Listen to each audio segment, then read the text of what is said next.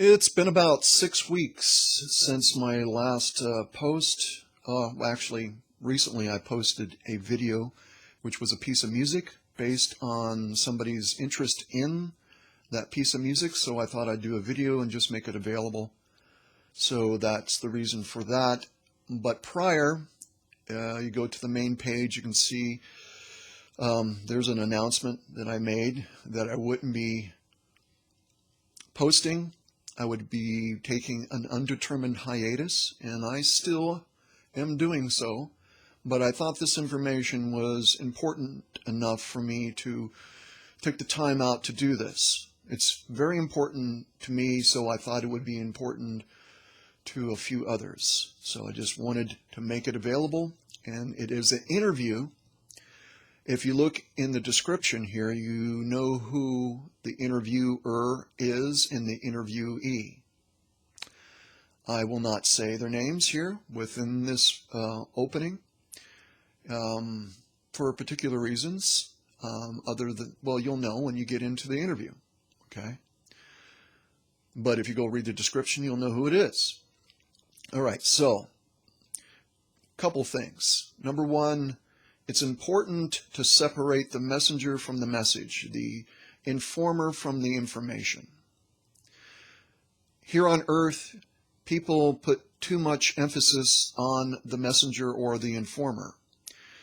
And when we're talking about spiritual issues or spiritual matters, there's a tendency to put somebody up on a pedestal, even to the point of worshiping them. And that's not something I would encourage anybody to do. Let it be understood, you are extremely valuable.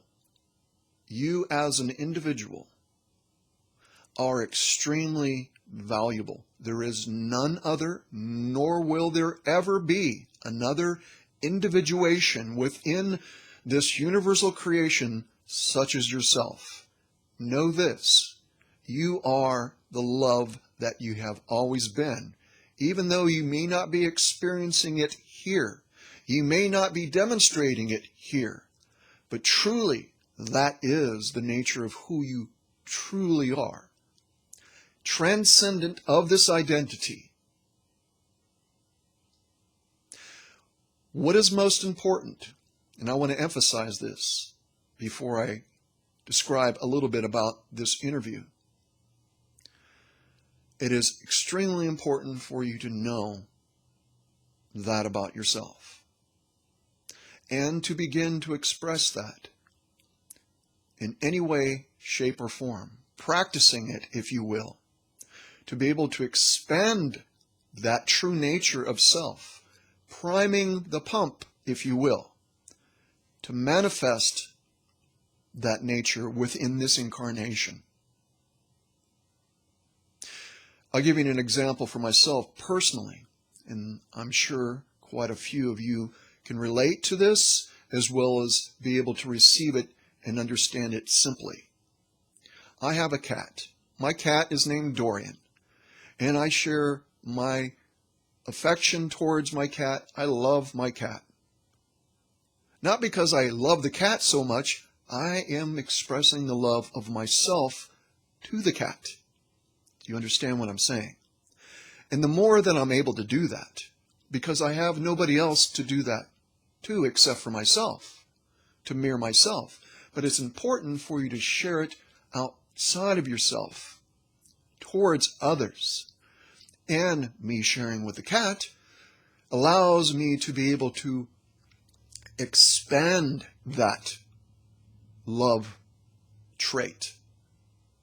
And therefore, when I find myself around other people, I'm able to share that with them because I've been practicing, if you know what I mean.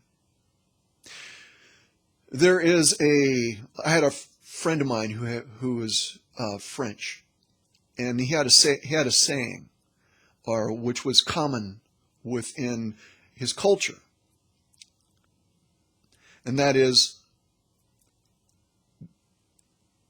when it came to eating, as an example for dining, having dinner or whatever, and you weren't hungry. The idea was to sit down to the table and begin to eat. And then once you begin to eat, then the eating process creates the appetite. Same thing. When you practice the expansion of self-love through your pet, you're allowing yourself to be able to extend it to others. And this is the most important thing. What we're able to do here, if it is not done through love, it is missing the greatest component of self.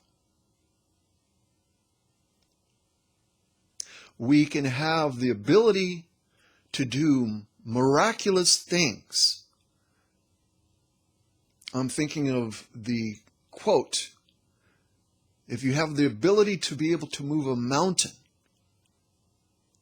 if you understand the creational structure and how it works, and you are able to move that energy and therefore recreate, move a mountain. But if you do it without love, you don't have anything. Because it's about the benefit for all life. The love for all life. The love that you are, that you have always been, is what I'm talking about, which is unconditional, and it has no favorites. We only have favorites here on earth, but the true nature of us is that it transcends all that. It's unconditional, and it's abounding, and it's huge beyond measure. This is what I encourage you. When listening to this, listen with the proper ears. And it will allow you to expand. The more you know allows that to manifest within you.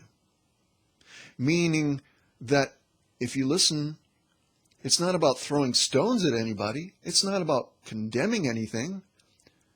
It's about having compassion. It's about truly caring.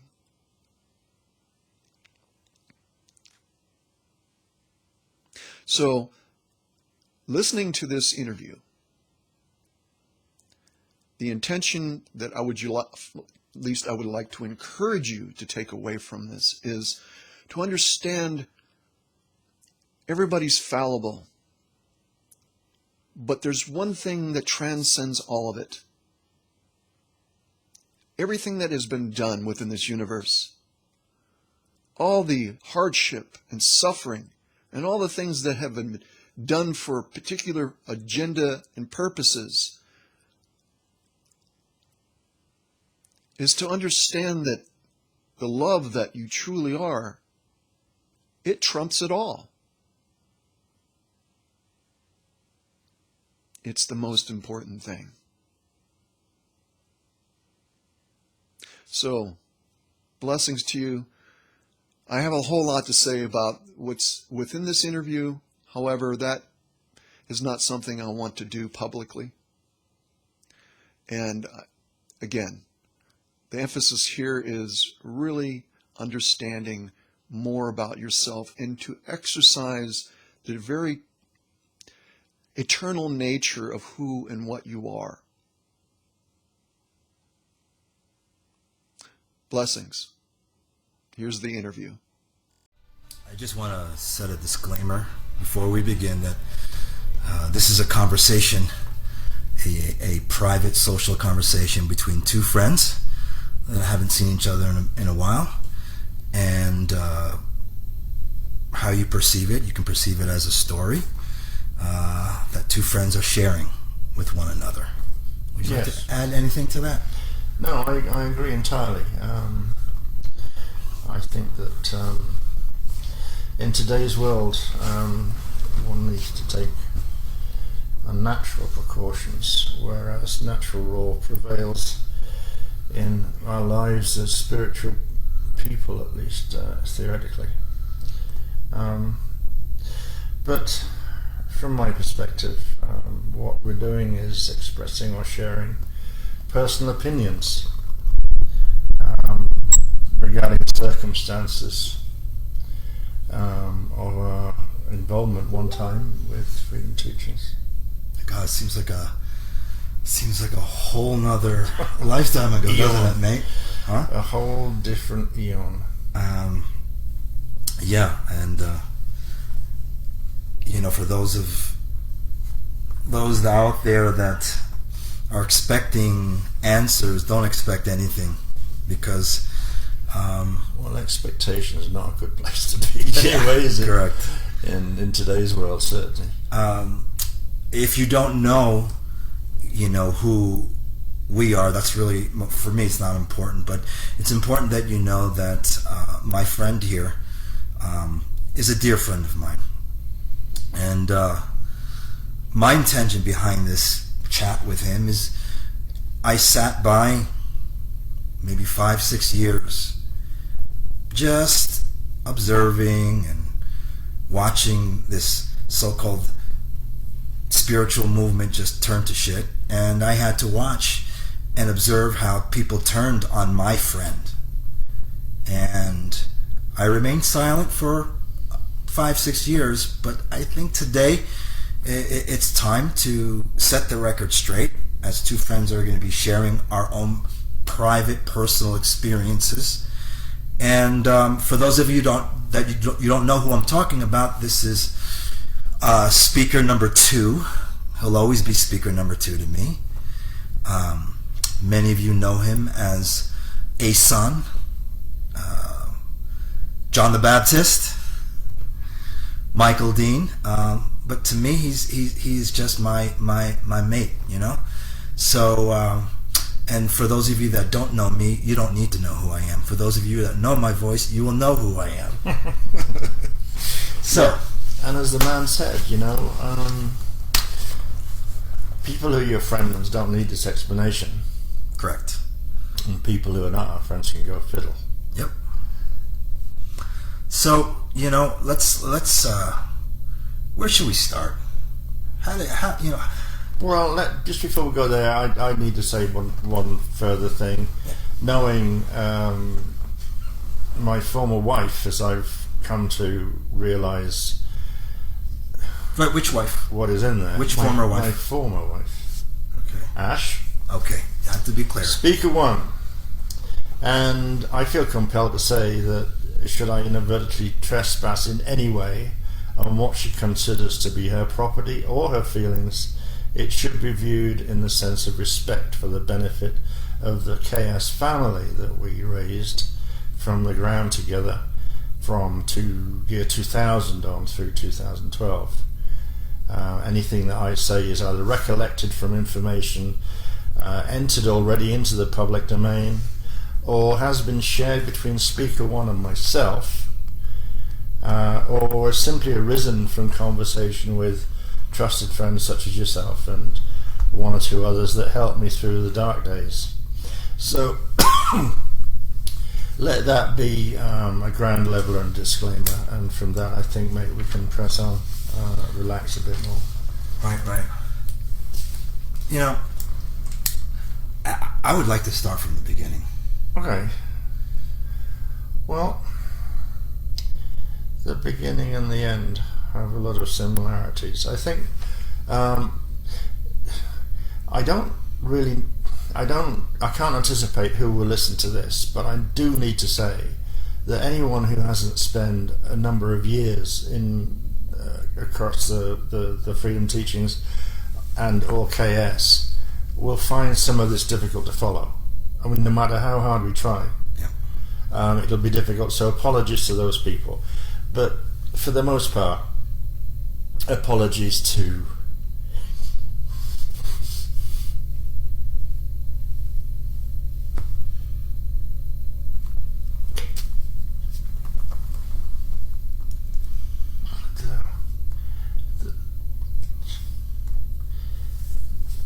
the people that we let down.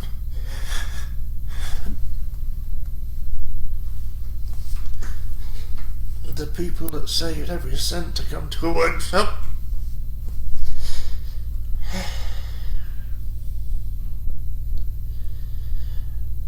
just want them to know that I understand. That I felt how awful it must have been for them. Destruction of a whole movement of people dedicated. And I have to say, I have never met so many people in one place that I admired, that I respected, and that I truly loved.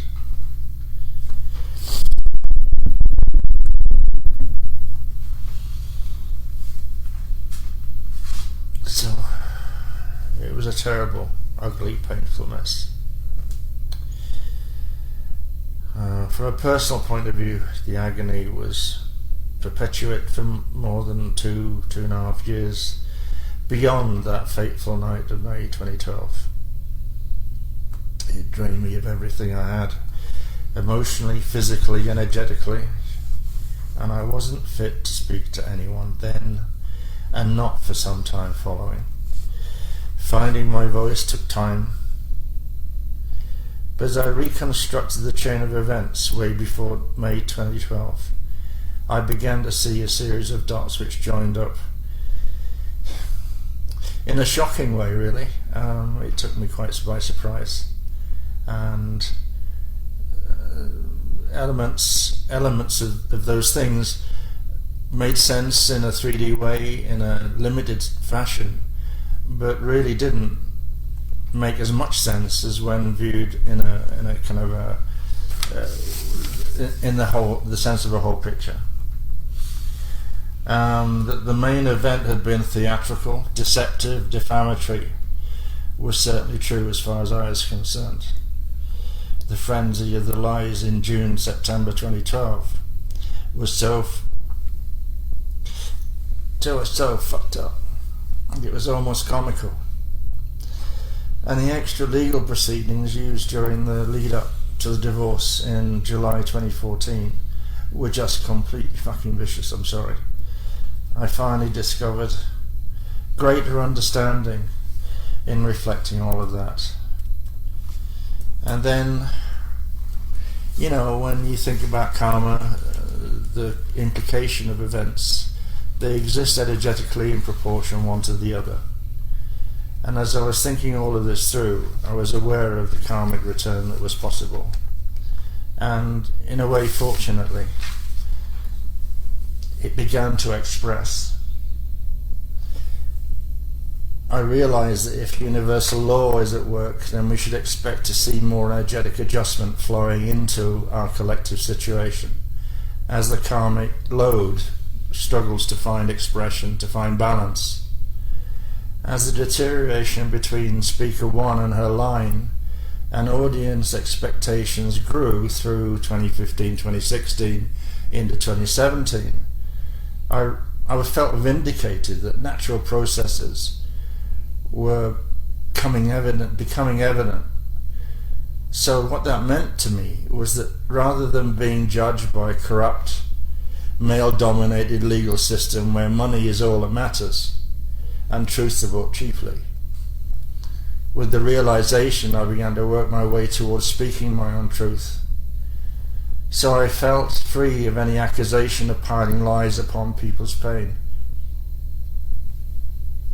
raking over circumstances that people were barely capable of having a discussion about it, and certainly not in a way that was designed to feed my own blasted ego, and free of any suggestions of defensiveness. And that, ladies and gentlemen listening to this tape, I've got to tell you, is a big thing for me, because I won't defend the truth.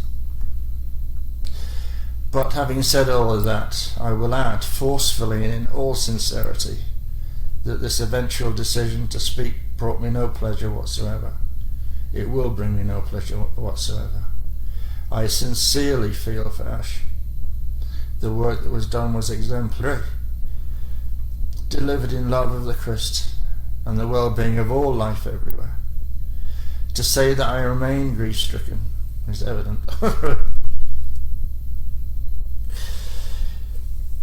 But the scenario that we're involved in is truly that of an unseen war.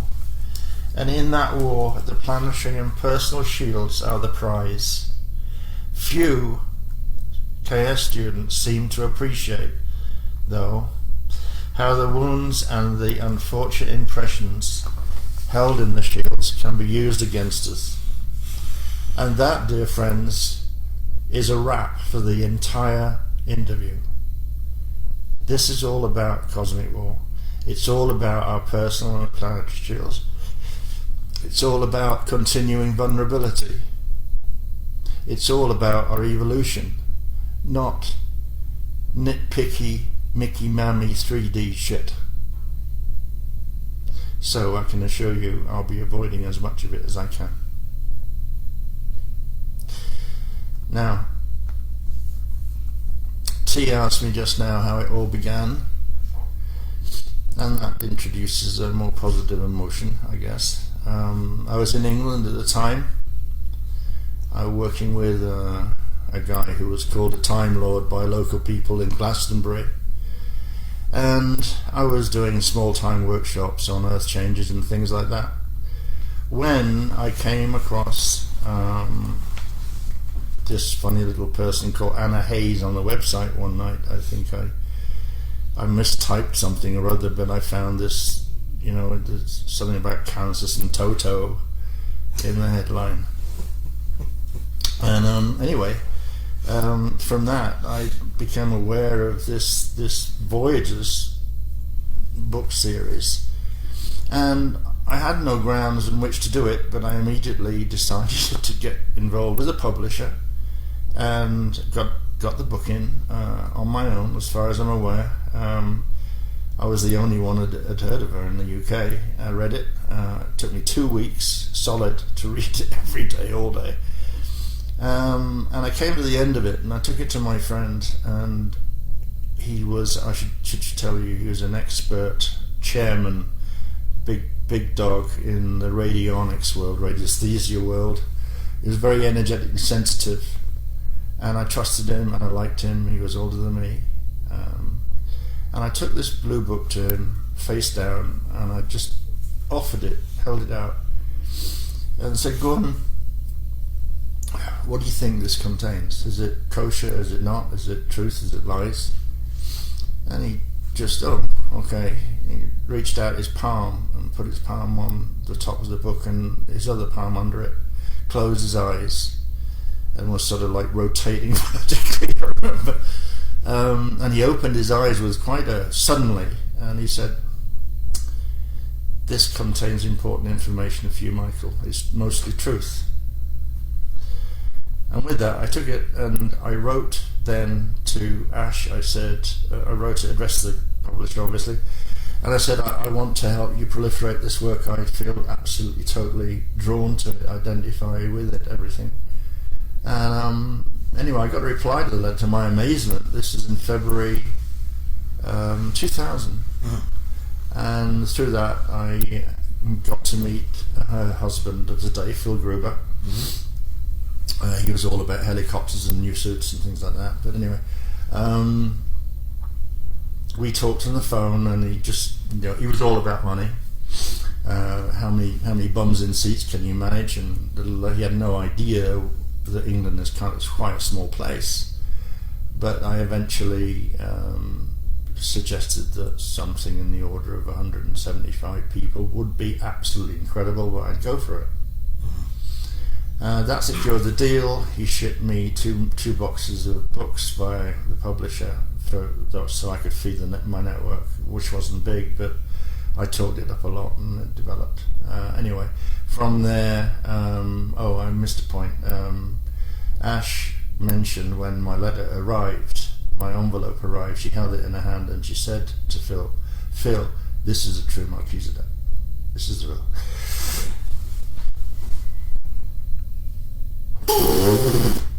thing. So there we were. Now, fortune favouring the brave, someone funded me for the Peru trip, the very first trip to Peru. Oh, I didn't know that.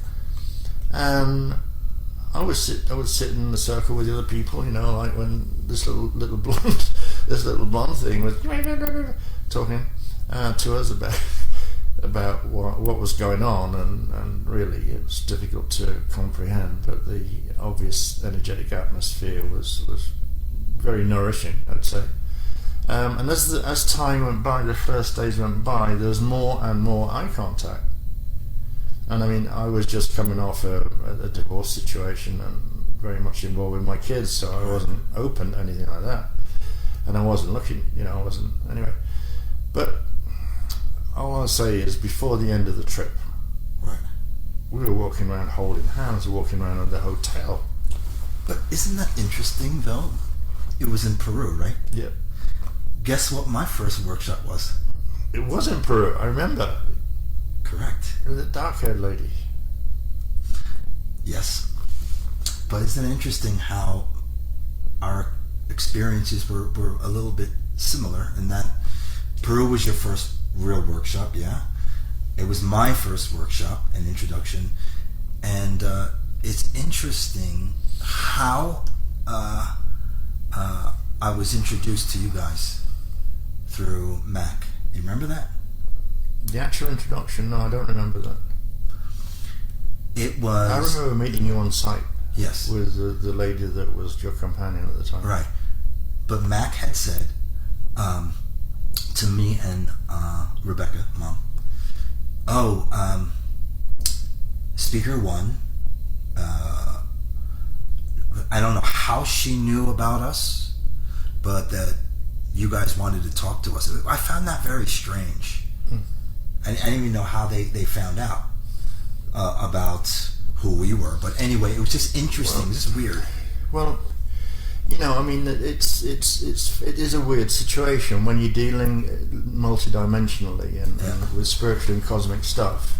The very idea that any kind of, you know, whispered 3D conversation where people are setting out on a little manipulative trip or something. Correct. That generally wouldn't involve me. You know, these kind of conversations, mate. I can't. It's one of the things that I discovered. The things that I was not aware of for 12 years were all of that kind of thing. Well, because I wouldn't be approving of the behavior. of course not.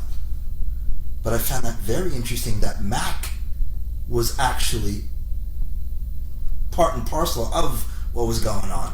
Not for the first time it would appear. So, anyway, continue.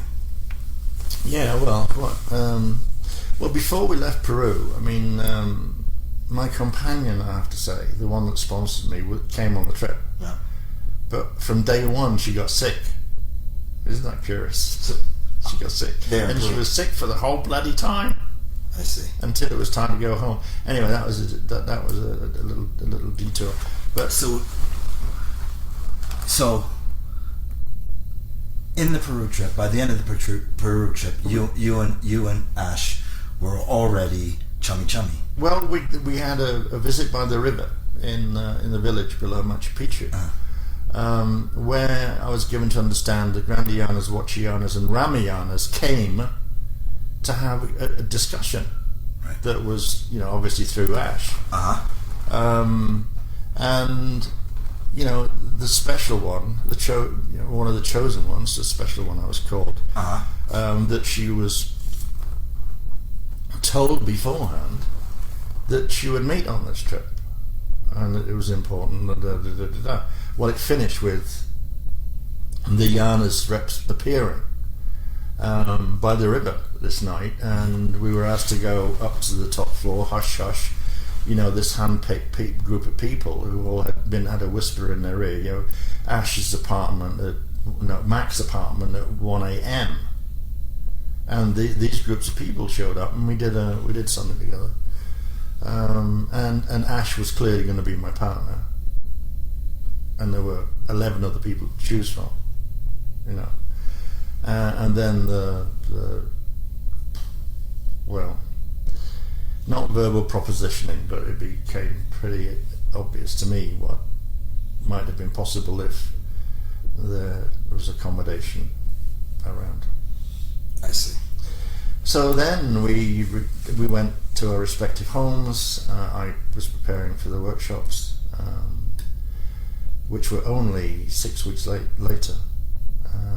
And Mr. Gruber and Miss Hayes Gruber, arrived from Sarasota. And I had written a little note that was explaining something to Ash, really saying, I'm some of the effect that I wasn't aware, thinking in these terms, anything like that, and I didn't want to cause offence. She took that note from me in the car the minute we left the airport and read it wrong. She thought I was blowing her off and got quite upset. This is before we got to the first venue in London. Wow. Apparently Phil had been made aware that she was going to divorce him and that she was going to marry me. I hadn't ever considered that question. Right. And I didn't know what was happening to me at that point. I hadn't been informed of what was occurring in the cosmic scheme of things. I hadn't been filled in. Right.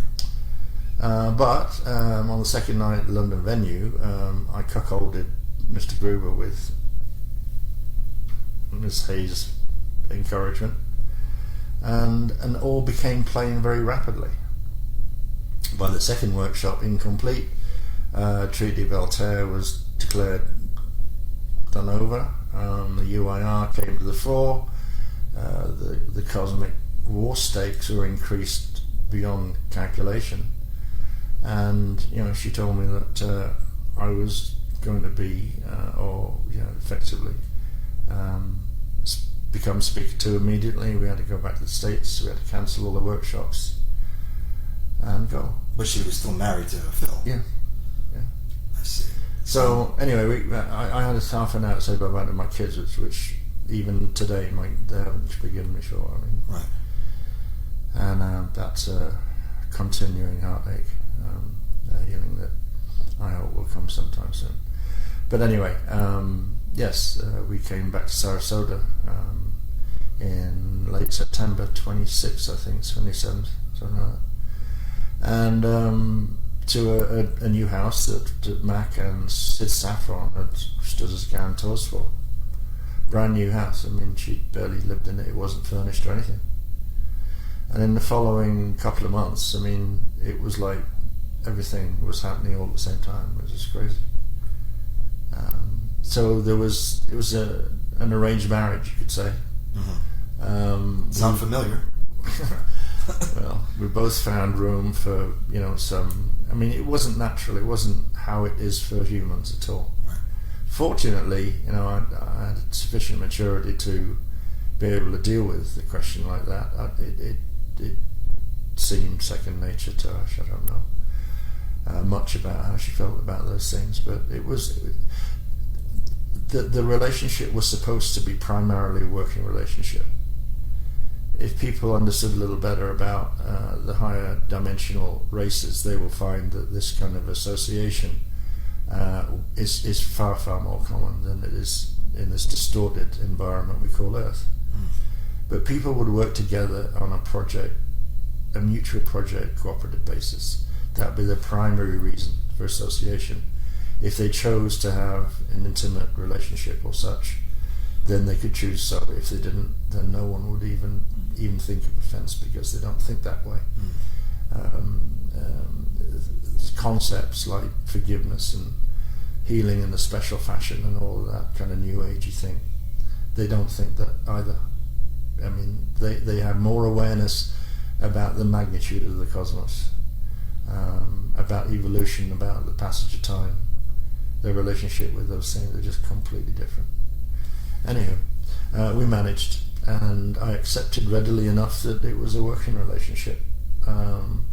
That proliferation of the work came first, absolutely, no question, and I had no problem with it, because that was exactly how I got into the situation I was in. Suited me fine. And she and I had an understanding that we never discussed our roles. We just understood what to do to support each other, and that's what we did. Financially speaking, Mr. Gruber was absolutely hopeless with money. and spent it faster than he got it. He took orders for things that he couldn't possibly ship because he screwed up the relationship with the only supplier in Florida. Really? And had done it twice. Wow. So when I came in and you know, Ash obviously had told them something about what was going to happen, that I'd be, you know, running the business in some way. I mean, it was a struggle to convince the production company, because it was all tape in those days, no disc, right? Right. To believe in me. And in fact, I guess that I was such an innocent-looking kind of English idiot that he believed me. I proposed a way where I cover his costs anyway. Mm-hmm. I was wise to that. So we broke through, but you know, I can remember discovering there must have been 40 back orders that weren't being treated in any way because the money had been pocketed and the orders had just left. Mm-hmm. And yeah, it was only that people came and inquired some months later Right. that I even discovered them, and it went on for most of the first year. But it was a chaotic entry into life as a speaker, and the household were crazy. I mean, there's Phil Gruber, who was with this woman that he couldn't really care less as long as it didn't hurt him in his pocket. Uh-huh. There was a guy there that I grew to call Montauk Mark. Montauk Mark. Montauk Mark, because he was from Montauk. I see. He was called Mark. And was he like he just like was a roommate, a renter? No, he's remarkable. I mean, he was the legal guardian of Ash's daughter, Alexandra, or Shanti, as she was called, later Zani. Yeah, he was the full-time guardian, legal guardian, on paper, done and dusted, which I presumably I thought could have occurred through the need for a workshop, but the workshop frequency wasn't that high, that great at that time. I mean, we doubled the number of workshops in 2001 and 2002 on the numbers that preceded it. But it was that Lexi was a difficult child, very difficult, and my first encounter with her was frightening. She took me and locked me in her bedroom with her and was all over me in ways that I was totally uncomfortable about. You're shitting me. And I had to push her. I mean, almost violently, but very strongly. I had to push her off my body and make her leave me alone. And I turned, grabbed, opened the door, and was out there in a flash. And I never ever went in there again. I don't even know what to say to that. Well, there's nothing to say to that. It was just how it was. But I mean, it was just a chaotic house. It was a chaotic household, and it didn't. See, the predominant drive in Ash was she was commissioned by the IANI councils to translate the CDT plates. Correct. And she'd been intensely trained, I'm told, and it appeared to be the case because of the material that we all saw. I mean, anyone I showed it to would just look at it and say, "You just can't make this stuff up. Yeah. This is just fantastic." Right.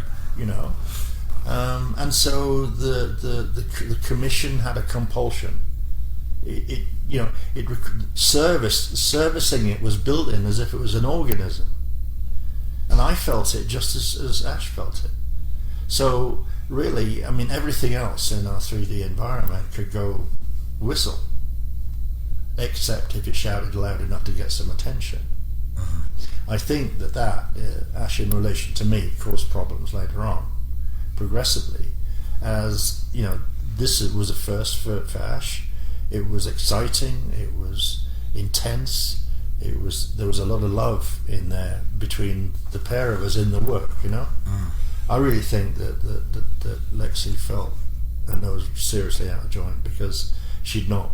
Probably, I don't think she got much love from her mother, and being under the care of a guardian wasn't much of an indicator either. So the guardian wasn't the father, though, right? No. The father was another chap. I see. And so being a legal guardian of Lexi, who we knew as Zan, right? Mm-hmm. How did those guys? I mean, how did that guy and Phil, how did they all leave? Like, what happened there? Well, I mean, it sounds like a real distorted type of situation. well, we went into a state, because it was creating tensions of various sorts and more than nuisance value. I don't know exactly what I did. Oh, I know. I did a Gordon trick, the pendulum, which is radionics radiesthesia uses pendulums, or really, really good ones. Right. And he taught me a lot about that. I mean, no crystals, no brass, nothing that could be animated by a spirit, a rogue spirit. No, I mean it's a fundamental rule. Right. But the world at large goes ga ga ga ga, got new crystals, and they're swinging them around, and they don't realise that because our world swims with spirit every day. They're there all the time, floating about, looking for something to do, someone to attach to, some mischief to perform. I mean, really, the people come into the spiritual path utterly ignorant and remain utterly ignorant of some of these things forever. And I mean, I think that they're also discouraged from when you think that only a few hundred years ago the awareness of spirit and spiritual life was huge. I mean, just in Africa and Arabia, I mean, there were 600 known and named jinns. Wow. And if we ever get to the conversation about what I really think was going on, then the jinns have got a bit of a role to play and emerged from the lower worlds of the Anunnaki. But anyway, moving on. Yeah. So there we were. I mean, immensely productive and delivering twice as many workshops. And if people understood just how much work went at each one, because everything was taught was different. There was fresh material every time. There were chart packs every time. There were occasionally manuals. I mean, you remember the Templar manual? Yeah. That we presented in bloody Kauai. Right. I mean, that was 3 inches thick, wasn't it? So at that time, she was able to bring in information more readily. Was Mac introduced yet? Yeah, she was in the springish, because there was another lady, prison warden, who was speaker 3 at the time, and she went a bit doolally. She got an African boyfriend who was a bit of a voodoo dude, and that mucked everything up. She quit, and Mac was. I don't really quite know, but I mean, I know that Ash and Mac had been familiar, and they knew each other from back to the New York workshop days. That was in 1998, 99. Late 90s, yeah. And I mean, Mac's a very affable, nice woman. So I guess they got on. But so Mac became speaker 3, but I knew little of the prior one, except that she came from New York. She met Ash in the kind of dramatic circumstances, because she went and kneeled at Ash's feet, and Ash's response was to kneel also with her. And there was some symbolic stuff. I see. Exchange, but like I say, I wasn't there, and I wasn't part of any of the conversations. So anyway, get back on track.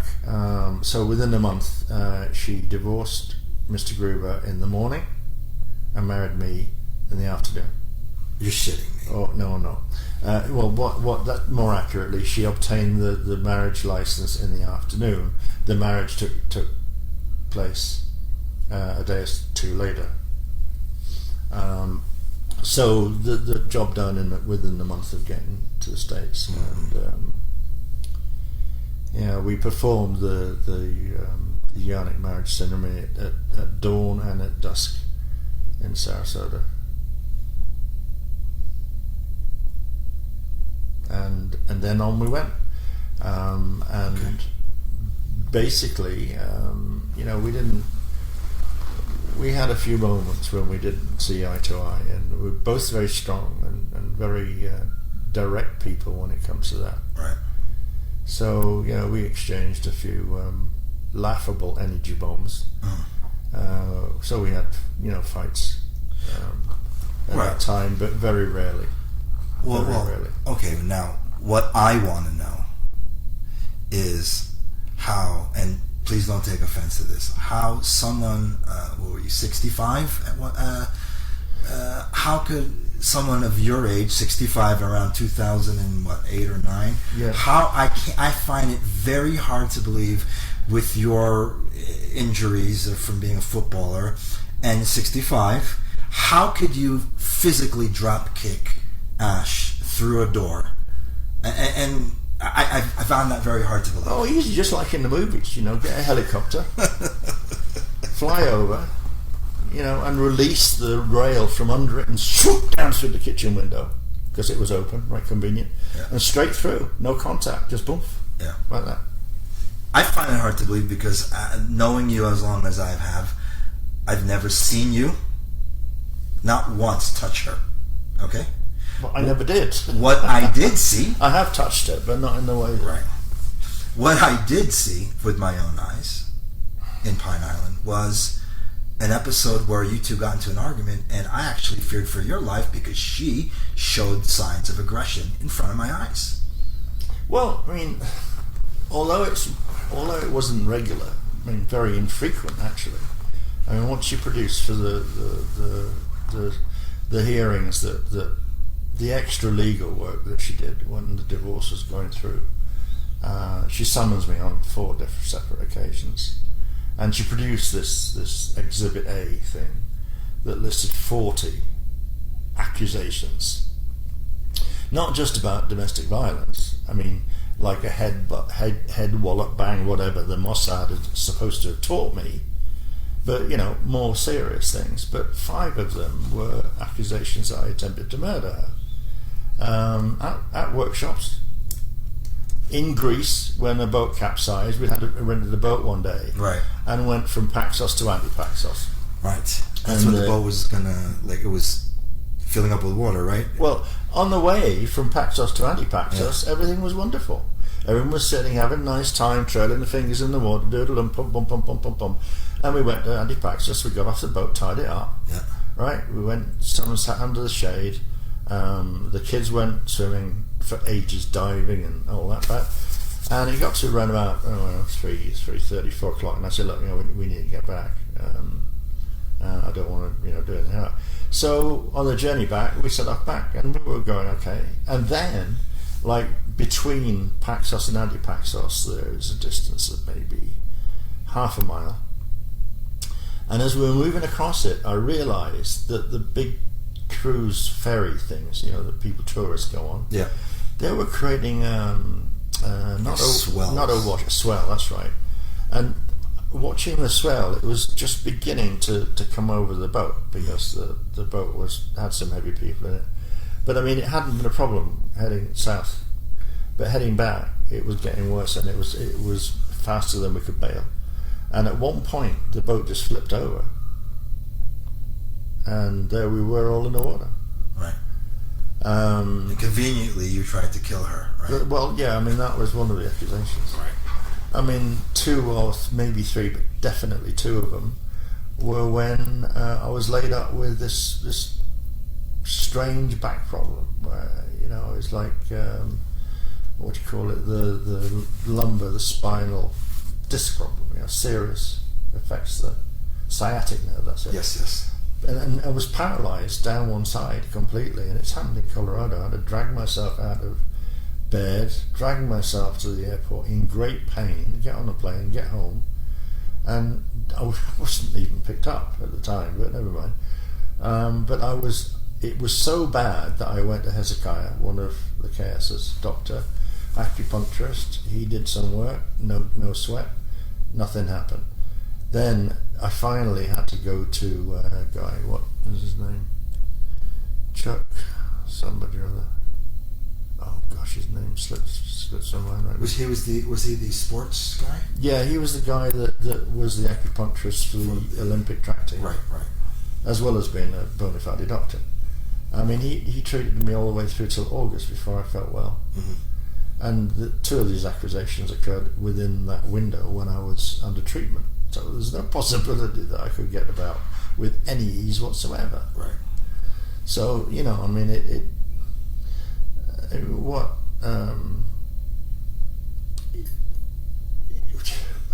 like everything else, it was just nonsense, and looked at in isolation, it didn't really make much sense.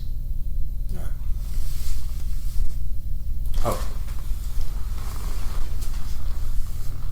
So, I mean, really, the night that, returning to the point that the question you asked me, Yes. I flew over by helicopter, right? Right. I slipped off the rail at the correct time, Right. accuracy, and floated down to the kitchen window, and she just happened to be walking through the kitchen and that bash.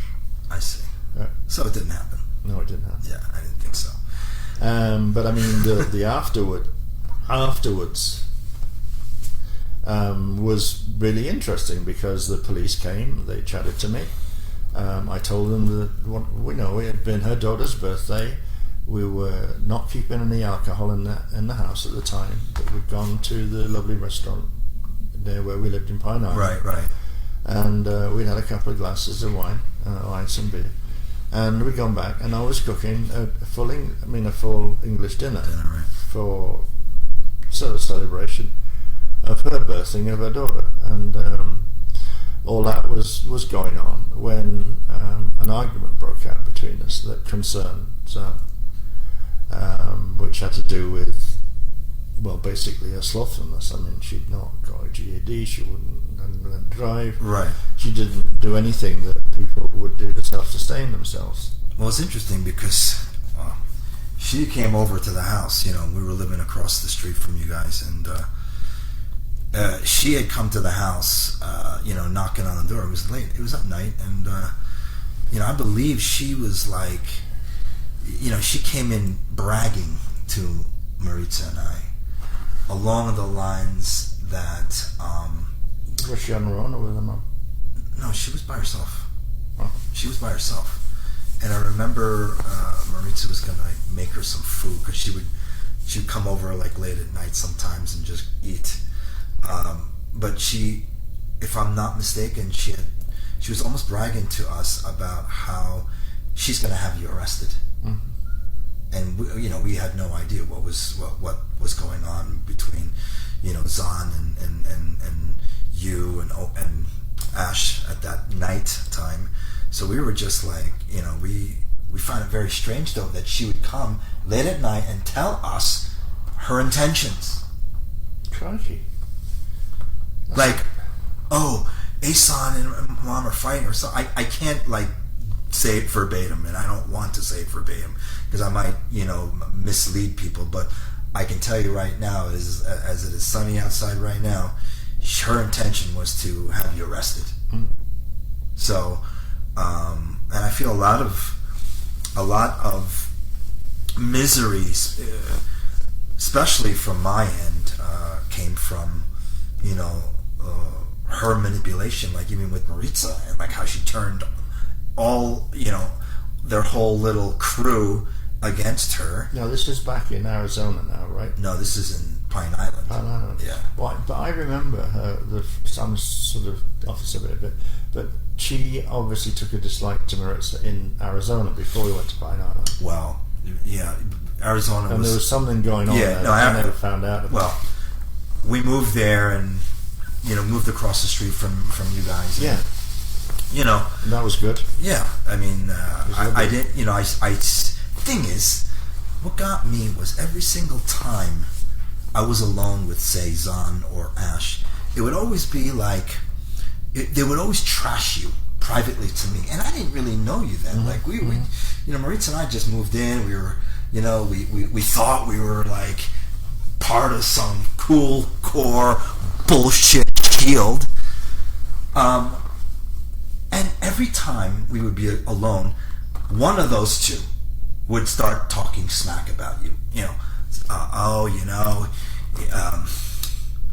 Complaining about maybe how you drink, but geez, I seem to see her drink a lot too.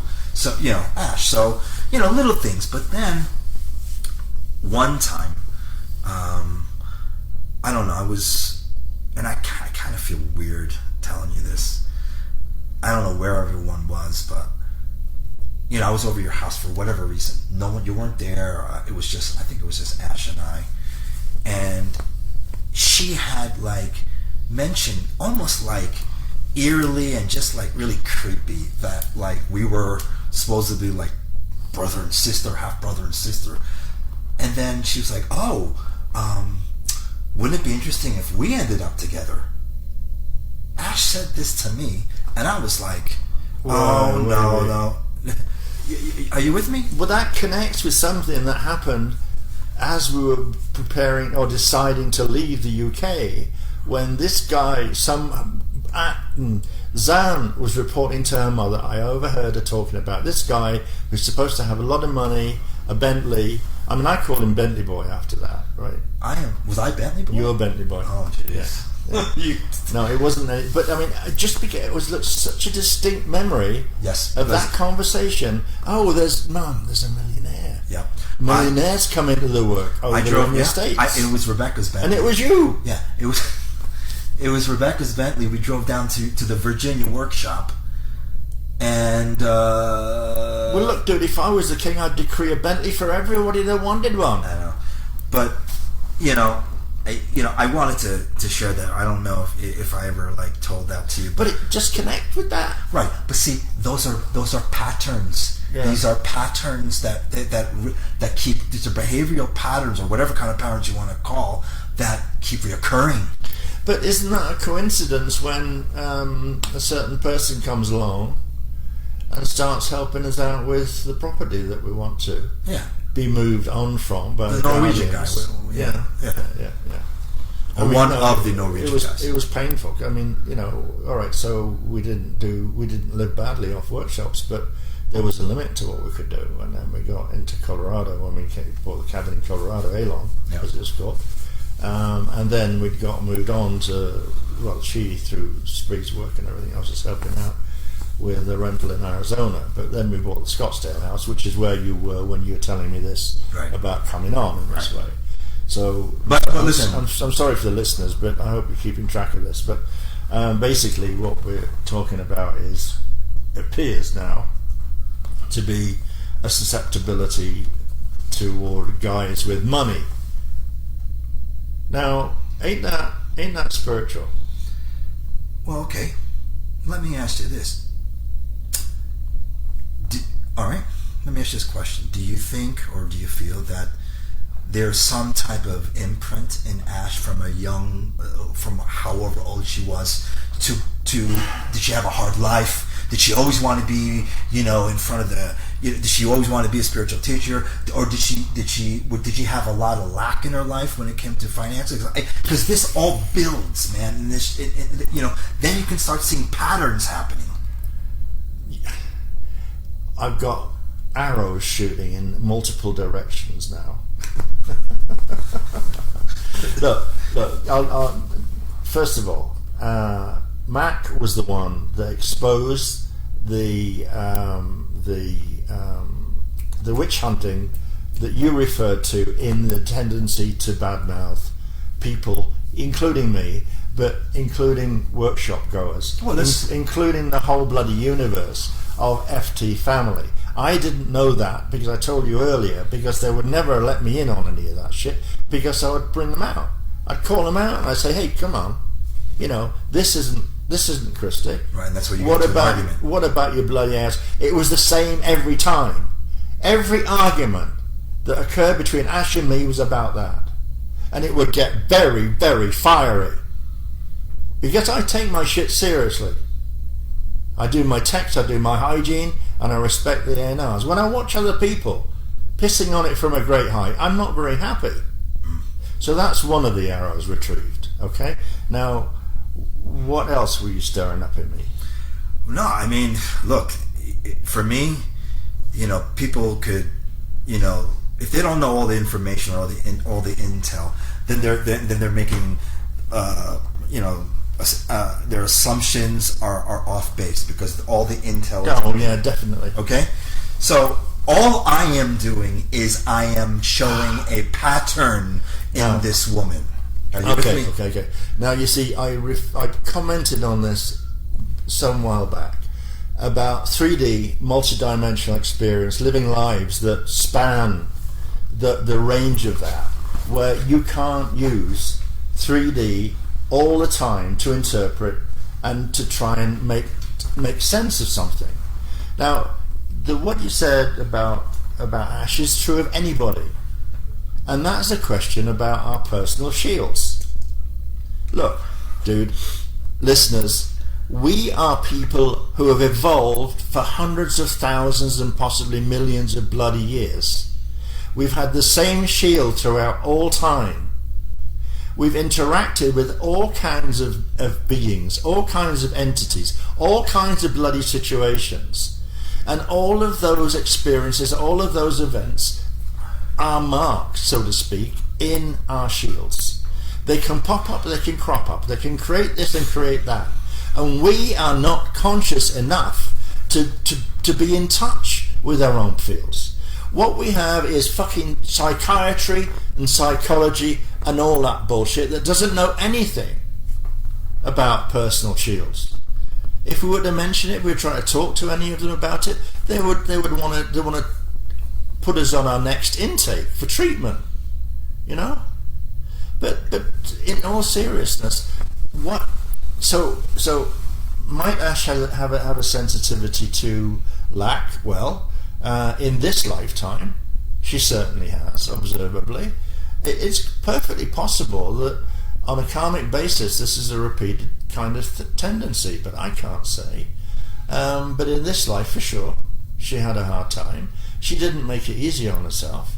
But you have on the one side the abduction with the Zetas, and on the other hand she had the pull of the Guardians. And here she is, a little girl, all on her own, with an estranged dad who she loved to bits.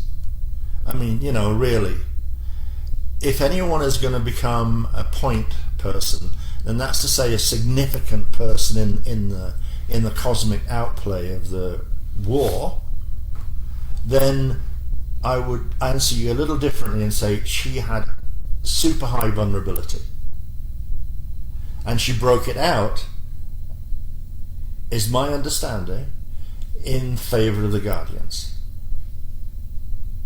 But the path from the Zetas to the Guardians is tricky, and I know because someone showed me an article that was that her youngest son posted on the website. Yeah, Casey, do you know? Well, yes, published on the website the night before the May 2012 event. He posted on the website. On what? What was it? Like Facebook or one of the social medias? Anyway, It was one of them. I can't remember. I mean, I have a copy of it in my file okay, here. so what did he post? I could go get it out, but I mean, it'll take me a second. Well, I mean, it was a cri de coeur, cry of the heart, and this is of a little boy who had been estranged by his mum from the time he was 9. At that time, she was married to a pop star, a one-hit wonder guy, Jimmy Tighe, and from the age of 9, he hadn't seen his mum at all until we were together, Ash and I, in Florida, and he came to visit us in Florida. And this is a different son, not the son that ripped you off. the second of the two sons. Okay. I mean, it was a long thing. It was, the guy had obviously found religion, and it was doing something, it was filling some holes in it. Right. But in the narrative, I mean, he explained how his mum, the words were, she would come in, get out the Ouija board, sit in the corner, roll her eyes and talk in a deep voice. And that is just so reminiscent of Ash's heroine, Jane Roberts, who channeled Seth, right. who incidentally did deliver 500,000 pages of good stuff. I mean, I really rate Seth too. Right. But Seth actually finally tried to kill Jane Roberts. Interesting. Yeah. So, I mean, analysing people is just desperately impossible. Right. Because of what it is we're talking about. If we are truly,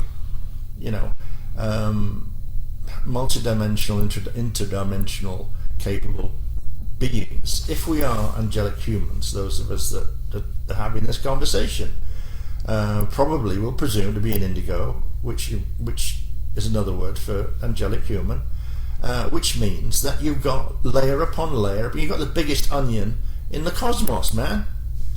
You've got layers upon layers upon layers upon layers upon layers, and everybody has slept with the enemy. Everyone has gone behind enemy lines. Everyone has been involved in trying to redirect the lines of races, the interbreeding, to redirect the lineage and the DNA content and everything else. If we truly are indigos, and we are members of a huge indigo team, some on planet, some off, and some other places, we've all known this as our reality. It's just that because of what happened to us in the Atlantean period, where we suffered memory wipe, we can't remember any of it. But the mere fact that we can't remember any of it doesn't negate it.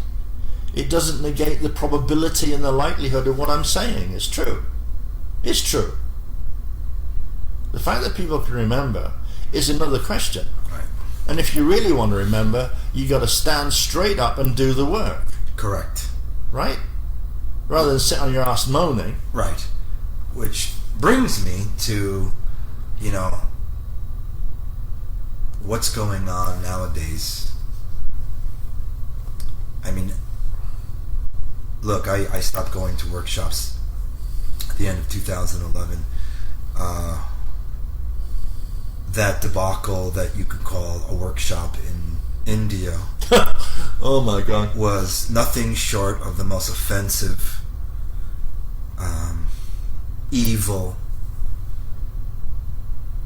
experience that I came across in a long time. Oh, T. And I'll tell you why you're pressing the button in a minute. Go on. And it's just I remember coming into the work and doing the work, mate. Doing the work, learning about the A&Rs, learning about Cathara, learning, doing the work, studying, doing my texts. Nowadays, it's just like, when your former wife decided to go off on her own. Now she was the head mistress or head queen, and no one did the work. She would say, we're doing these activations, and that was it. And that whole thing in India, I'll bring it back to India, is because that was the first time in my experience being a part of the Shield was when the three speakers weren't doing the work, weren't coming together along with the Shield. Yeah, I know. It was just her going off with her new bow, so to speak. Yeah. So I don't know why I started bringing that up, but I just because it's maybe because it's a spin from what I'm saying about the shields, and that to the shield has our shields contain access points that relate to prior experiences, prior times. Another woman I was married to, I had sex with her, right? That's what I'm talking about. That would leave an entry point in my shield, right? Gotcha. And I couldn't, without a lot of effort, seal it, prevent it from being used as an access point. So that just is illustrative of one thing. There are ways in which shields can be penetrated by demonic forces, which is what the Indian workshop, you started talking about the Indian workshop in that kind of language. So the link, perhaps, as we went from just a fraction earlier about shields and into, maybe it triggered something in your mind. But I mean, that was, you must remember this, because there was an outside kerfuffle going on, and people were talking to each other in a very frenzied and animated way about the friending issue. Ash was going around, I understand, and I got some of it directly anyway, but like saying you can't friend Isan anymore. Oh, yes, I remember that. Which is not too far removed from she and whoever, like Zani, whoever, will badmouth someone else. Yeah. Right? This is part of that plank of bad-mouthing tendencies that seems to exist in her shield, along with other influences. Right. But I'm saying over and over that we all have this stuff, right? So my button about the way that shit developed between me and Ash, and about her doing that particular kind of line of stubborn exchange with me, and then citing the Guardians, pulling rank on me, Yes. which one speaker to another just doesn't work. Yeah. Because speakers fucking speak their mind, Yep. if they're a speaker at all. Not speak their mind when they're on stage and do a different kind of speaking in private. Right. And go witch hunting and shitting on people from high altitudes. Right. Just for what? Entertainment? Because look, I'm not stupid. I've been around a while, and I can, I'll say this a different way. One of the things in the early years that I did in the first half of say the 2012, in the first half especially, Ash was very nervous of other company, other people coming close to her, other people trying to interfere with her connection to the beloveds. Right. I know, and she may even today still acknowledge it, I did a 100%, never a mistake in saying, let's leave now, let's avoid that person, let's do this, let's do that. Because I took care of her energetically and protected her. Right. Now, the other behaviours we were talking about are quite distinct from that. I mean, they present us with a huge contrast. And why they are the way they are, I can't really speak to it. Right. But it's simply like everyone. I mean, those of us in this room and the entire chaos movement, everyone has the same shit to deal with. Correct. Everyone has the same choices to make, not necessarily being aware, remotely aware of the consequences of the choices. I remember a time in Bermuda cruise, the first cruise that we went on, I think, and I was introducing on that cruise something called the witness quiz, which helps people through a psychoanalytical survey get to their balances in terms of the Ire, Mane and Manu, because if you're in balance you'll be Manu, right? So just the male female energies of the person need to be held in balance, and that's what we're talking about. And this quiz would give people insight into themselves in that way. And so you could, if you wanted to get into it, you could make adjustments. But the question is that in the lead up to the introduction, just a moment of inspiration must have come from my guys, and I found myself saying there must have been 120 people in this thing, and I said, I've just been asked to ask you all a question. Give me your best version of truth to this question, please. How many of you have knowingly made a choice that was significantly inferior to its alternative? 90% of the people acknowledge that. Case closed, right? Yeah, exactly. Nothing else to say. I mean, if you allow that kind of behavior, now what is overriding you? Where's that coming from? Right. Hello? Am I talking bullshit, or am I saying, hey guys, there's stuff going on continuously everywhere, every moment, and if you're not diligent about your hygiene, Right. the protective texts that are simple and quick, the Maharata you can do in your head in Exactly. seconds, really. Right. And I mean, to not do it involuntarily almost during the course of the day, which is I've done for bloody the past 15 whatever years since we found out Right. that we got that, I mean, and to think about source like naturally, just in a kindly form of gratitude, form of hoping that we can get this mess cleared up. I mean, some corresponding thought. I don't think that that's remarkable. I mean, I think that's ordinary. But then, when you get in conversation with people, you realise it's not. You know. Anyway. Well, let me go ahead. No, you speak for me. No, go ahead. I've got one thing. Go ahead, say. Well, I'm thinking about what referencing shields mean to me too. It's going back to the centerpiece, so to speak, May 2009. I recollect subsequently that she made other accusations. So Zani came across and was talking to you. Was that the only time you saw Zani in relation to this? This whole thing? Yeah, because the other things went down there. That, like, she accused the police of taking my side against her. You know, the patriarchy business. Right, but male-dominated shit. There were times where she tried to. They erased her statement. Right. They rewrote her statement, having lost it apparently.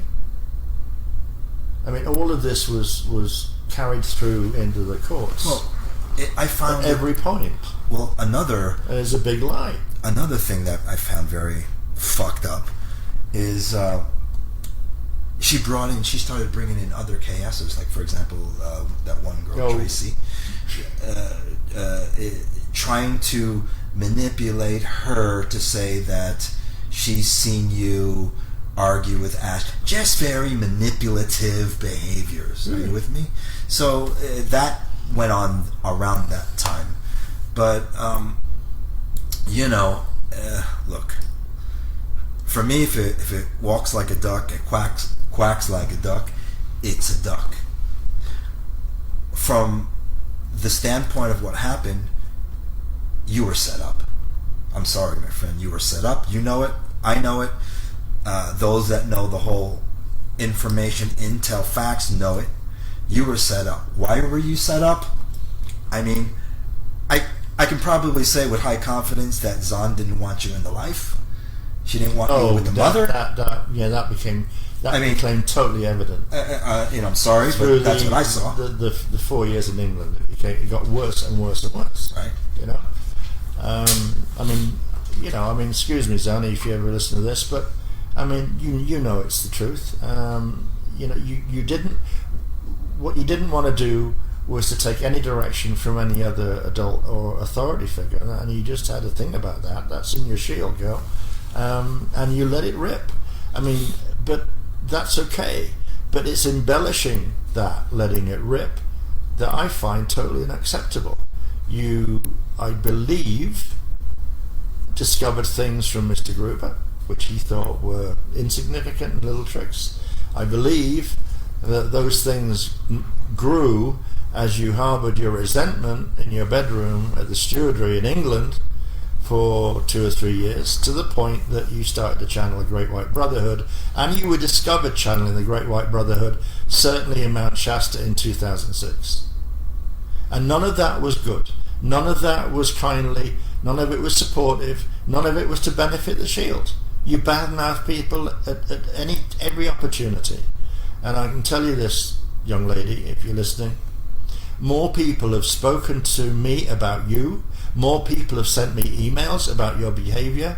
No, more people have questioned, how could you disrespect your mother? Correct. So much. Yeah.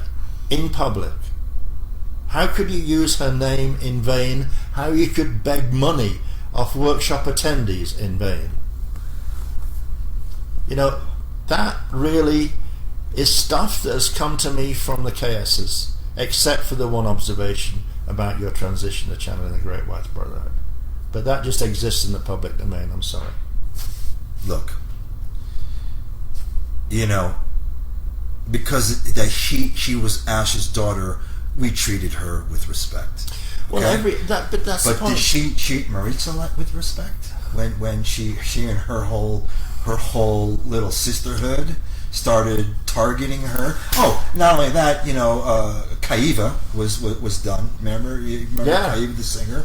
I was present at one of the Because exchange between Ash and her. yeah, I mean, yeah, look, I mean, that's jealousy run riot, man. Yeah. I mean, she had a gorgeous voice. She was a good musician. it was someone that we could have definitely used in the Shield, and And she was anxious to help, and she was sent away. she was banished. Yep. Just like in her. Wait a second. What about what happened to the two apprentices with what was that guy's name? Will and Jere. Yeah. Okay? Yeah.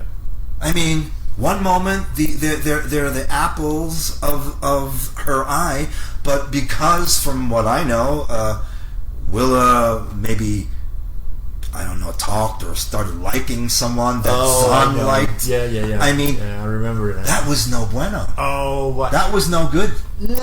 Yeah. Come on. Okay, I got a bit more. On this, and then all of a sudden now, don't get me wrong. I mean, the two flame apprentices, they made their bed. They chose sides. Let's not make no mistake about it. When there was something, when there was that attack on you, my friend, sides were drawn, and they happened to be on the wrong side. Let's call spade a spade. All right.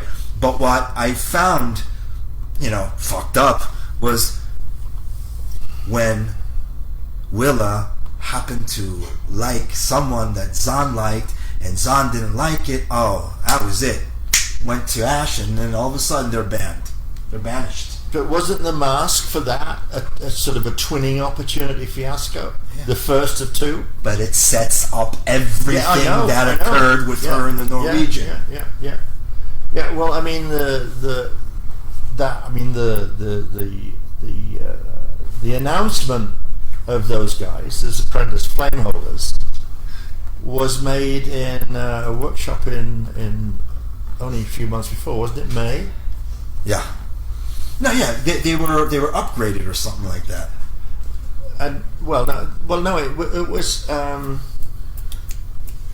can't remember exactly. We were in Texas, Arizona, and we went down to the Biodome. Right. And then there was this. I didn't know these guys were going to do this, by the way. That's another one about the speakers not knowing what the other speaker's doing. Uh-huh. Because Ash just went into this thing and created their appointment, which had only been mentioned, I think, not to me, a few months earlier. Mm. But then the thing that you were talking about, the unacceptable sexual liaison, as if people with the appropriate parts never use them, and never with the encouragement of a potential twinning exploration, which is what I learned later that was the mask for it. Yeah. That the twinning exploration and the potential pair was the reason why Willa did what she did. Now, in the way that the workshops presented this material and gave it to the people, that possibility, that openness about it, Sure. created the most free movement anyone could imagine. Well, yeah. I mean, So then when I was called, when Mac and I were called to an interview with Willa and Jared, I listened to a soliloquy that was one voice. Mac and I were like, our eyes were popping at what this kind of hugely moralistic Ash was giving it to Willa, not Jared, because he hadn't explicitly done that kind of thing. He was the victim in this picture. Right? Just this one time. Right. And Willa was fired on the spot. Right. Interesting. Without Mac and I being invited to perform the speaker's right of vote, which goes, any two speakers out of three carries the vote. Right. Regardless who it is, what combination, that always operates. That's the Iani rule of our commission. Right. And she didn't invite it. Well, not only, I mean, yes, she did invite it, but what's even more fucked up is she fired Willa doing exactly what she was doing. Exactly. Yeah. Or she was saying. Well, shortly after. I mean, how? That's fucked up. I mean, the house. See, look, within a month. No, I understand that Mac was asked on the quiet again to approach the Norwegian millionaire, I should say multi-millionaire to describe him accurately, in the spring to sound out to see if he could provide a house for the 3 apprentices to live in, and with Zan's baby. So the wheels were put in motion at that point, where the personal connections hadn't become apparent. But so we went through the naughty and the firing, got rid of. But the house project went forward. It was secured on, I think, August 31st. And I have a note in my file that has Ash signing a lease buy agreement with the Norwegian. And only one person to live in the house. Within a matter of a few months, I was still involved with these decisions. It was a bizarre situation because she kept me in tow while working on the money bags, right? Right, well, sort of, kind of the same thing would happen when you came into the picture with Phil Gruber. But exactly. You know, so look, I mean, when the full intel is shared, you make up your own decisions. But, you know, it's only looking at it from a distance after the fact, some years after the fact, I didn't, look, I tell you what, it was the Indian workshop that was the catalyst for the insight that I think I have on the whole show. You know, I'm thinking like Demon Fest just happening because of me, because of whatever possible setup she can repeat. Like, because of the bust into my room with Nicole with a live camera. You know, you're doing sexual assault on somebody. I mean, my room is empty. Go away. I mean, you know, look, it all smells of setup. Let's set up Asan. Let's set him up. I mean, and then this forced apology to Mac and Curry, the same trip, because I'd made a joke that didn't quite work, that Mac and Curry were paedophiles. I had to stand in front of the group. Didn't you come to listen to me talk about that? I just used an analogy about flying at altitude. When you fly at different levels of altitude, it takes you a while to adjust, and maybe some things come out your mouth that not quite the right way. But that's nothing bad was intended. But I mean, Ash was just appalling. I mean, throughout the workshop, she spent little time with people that came. I mean, it's something that caused me to feel upset increasingly. The obvious lack of respect for the people on which we lived a life. We drew income from them. Correct. You have people that save every fucking cent between workshops just to make it, right? You have people who book planes to go home. Guardian time became an increasing problem in the second half of the 2012, until finally, when we got to FOL 2012, before the shit really hit the fan, she showed for the orientation on Friday and didn't appear again until a Monday. And she didn't know whether that room was available. And the consequences of that, dear friend, is she and me, could have been made bankrupt because we couldn't sustain the losses that people would claim in asking for their money back. We'd just be wiped out. But she wouldn't have been wiped out, I would have been. I see. I mean, jeez. Do you want to take a potty break or anything? Well, yeah, I think we'll continue in a few moments. So yeah, I think we'll just take a break and then we will come back.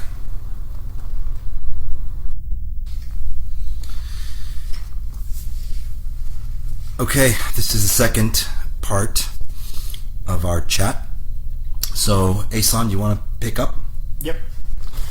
Well, just reiterating the fact that we are sharing our opinions, information that's available in the public domain and stuff I've discussed with Ash. Whether or not she would agree with me, that's besides the point.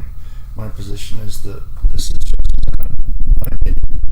A couple of things cropped up in the first part that I'd like to just tidy up. One was when I mentioned kind of general, has been my general doctor who practiced acupuncture.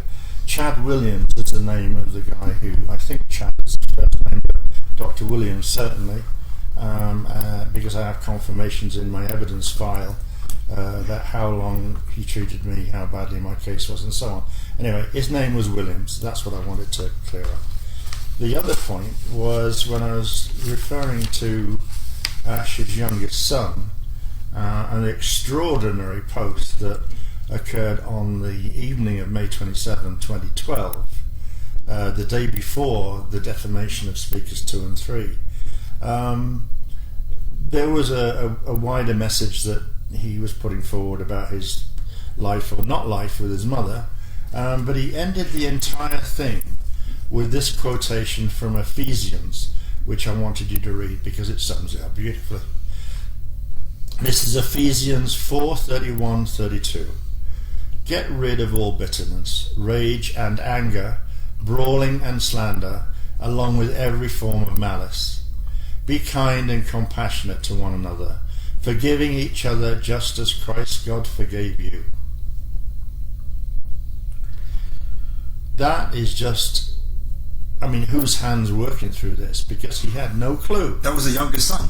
Yeah, his youngest son. He had no idea. He had no contact with his mum since he was 9. Right. What kind of? I'm just, Go figure. It It took me a long time to winkle out some of the things that were a bit upsetting, or, as you may have noticed, considerably upsetting actually. But anyway, so where were we when we finished? 2010?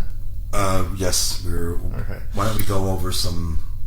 Yeah, we're going to have to, because we're going to run out of time. Yes. We're going to have to get off at the crack of dawn tomorrow. So, all right. So, I think we were talking a bit about India, demons, all that stuff. Yep. We'll come to demons later on if we can squeeze it all in. But yeah, kind of demon fest. Now, I want to assure people that are listening that there was no way, from my point of view, I was ever at daggers drawn. No way. And never in all the years that I lived with Ash was that ever a characteristic of mine. Sincerely. Correct. The push, the drive came entirely from her. And here is a good example now. The first point on the agenda. In March 2011, after she got herself nestled with the Norwegian at the other place, basically allowing me to live in the family home while she established a new relationship elsewhere, March 2011, we began a collaborative divorce discussion in which we spoke with each other in a very easy and kindly way, because I recognise and respect that the IANI commissioned me for a 12-year term, and 2012 was the end of my 12-year term. So, no problem, no issue. She found a new twin. That's all good stuff. But the thing was, at that time, I was going on almost 7. I was approaching 70 at least, anyway. I had never paid myself a cent since 2000. All I took from our businesses was a motor car, a roof, and food. That's all I did. Nothing more.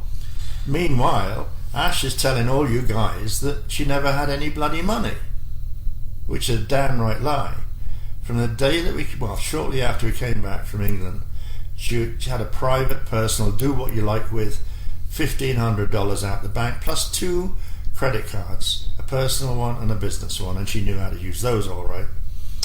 Anyway, talking about the collaborative divorce went on most of the year, but just because we were giving workshops, we were busy doing bits and pieces, and we eventually came to an agreement with each other. It wasn't too difficult, but provided a nominal amount of contribution to my life. The house we owned together jointly, if we sold it at market, I would have picked up about 150,000 minimum just from the house. a nominal royalty on the sales of product was agreed, and my interest in our workshops done together would end in December 2013, and I picked up, as I always had done, 50% of the interest in that. That was it, simple. No problem. And Ash was perfectly happy about it, doubtless encouraged by her astral seduction of her Norwegian partner that she referred to in August of that year. Actually, it began in April 2011, but it went on throughout the period of time. But anyway, we got all of that to work, and in December, just after the India workshop, oddly, we signed it, and that was it. December 2013, we signed the business part of the difficult part. 2012, I'm sorry guys. No, shush. 2011. Well, I did say right after the India workshop was in 2011. Yes, right? you did. Anyway.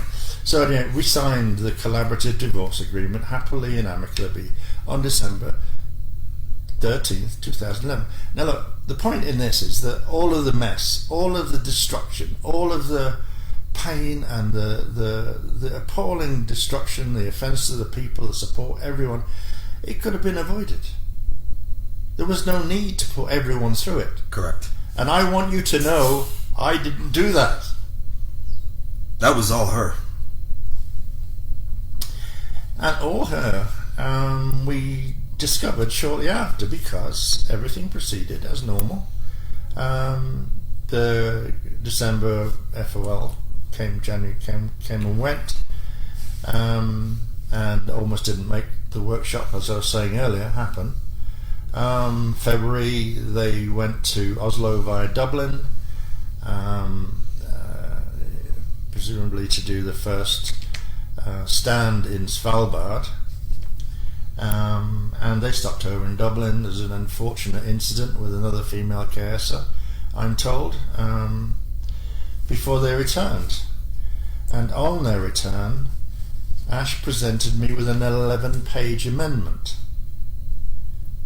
Now, I shared this with all of the senior members of AP, and it was perfectly clear to them, as well as me, that we were all written out of anything that was of any meaning to us all, because suddenly this intellectual property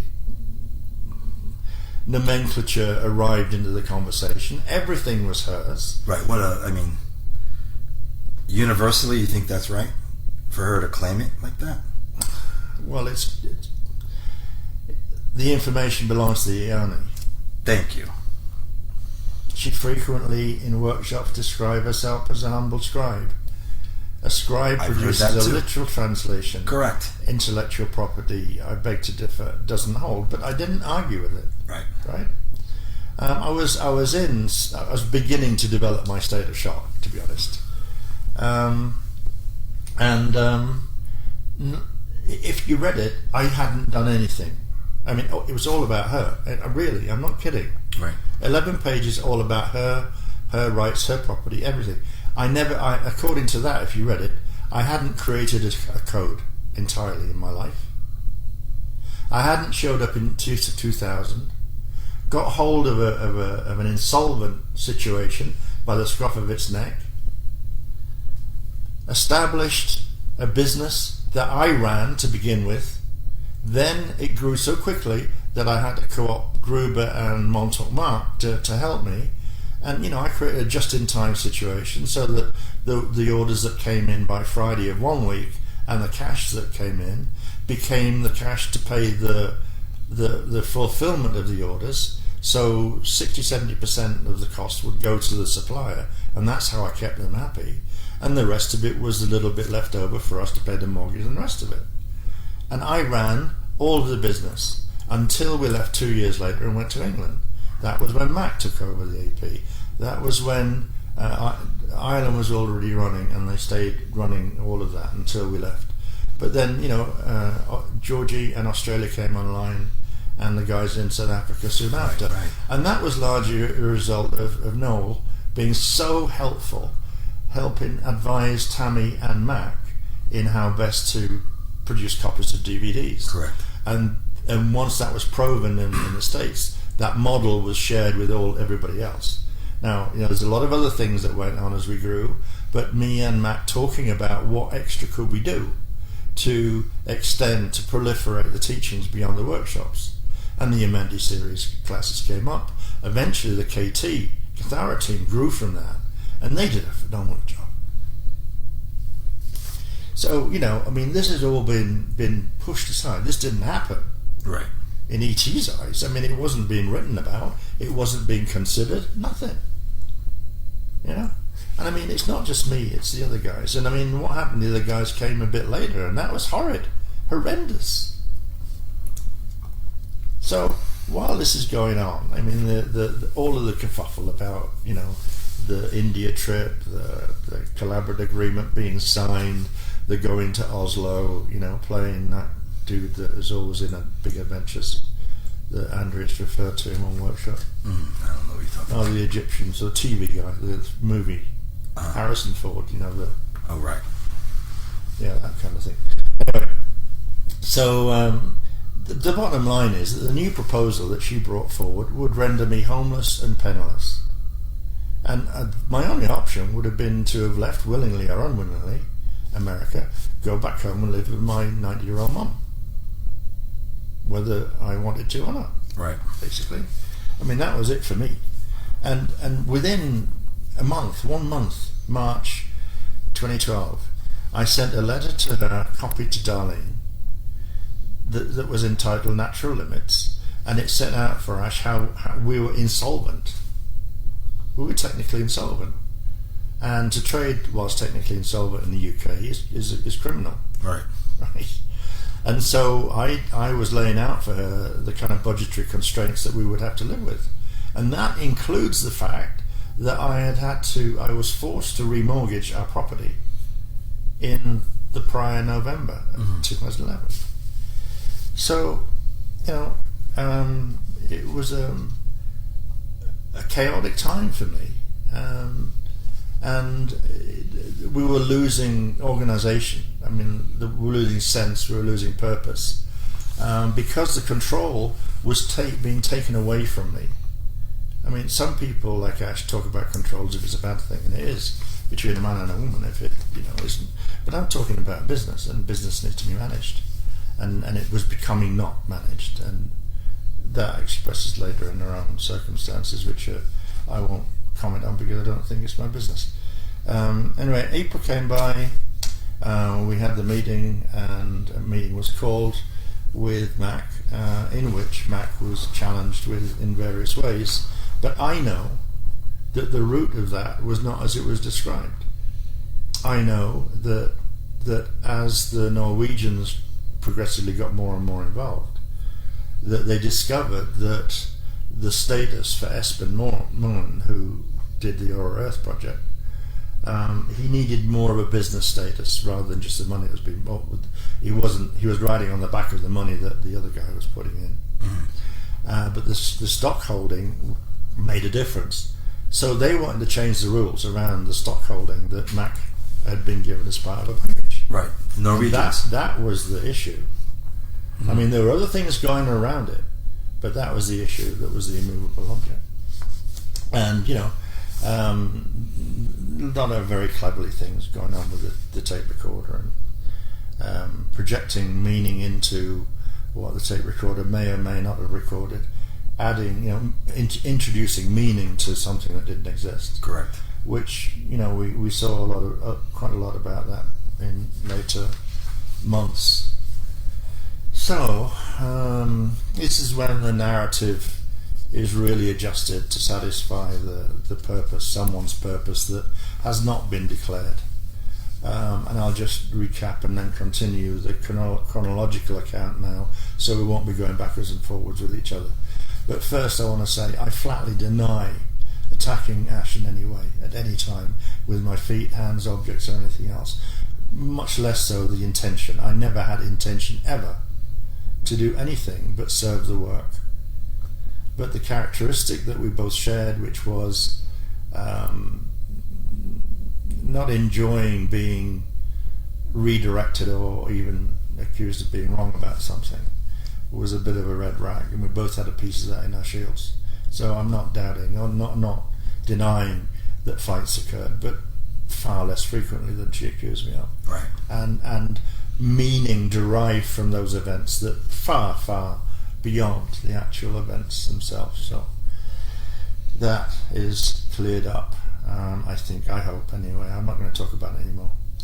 By the time she reached I'm moving into the workshop on May 28 now, and the fact that she took the entire audience through this whole litany of lies about the domestic violence. She came to the Christmas story, and really,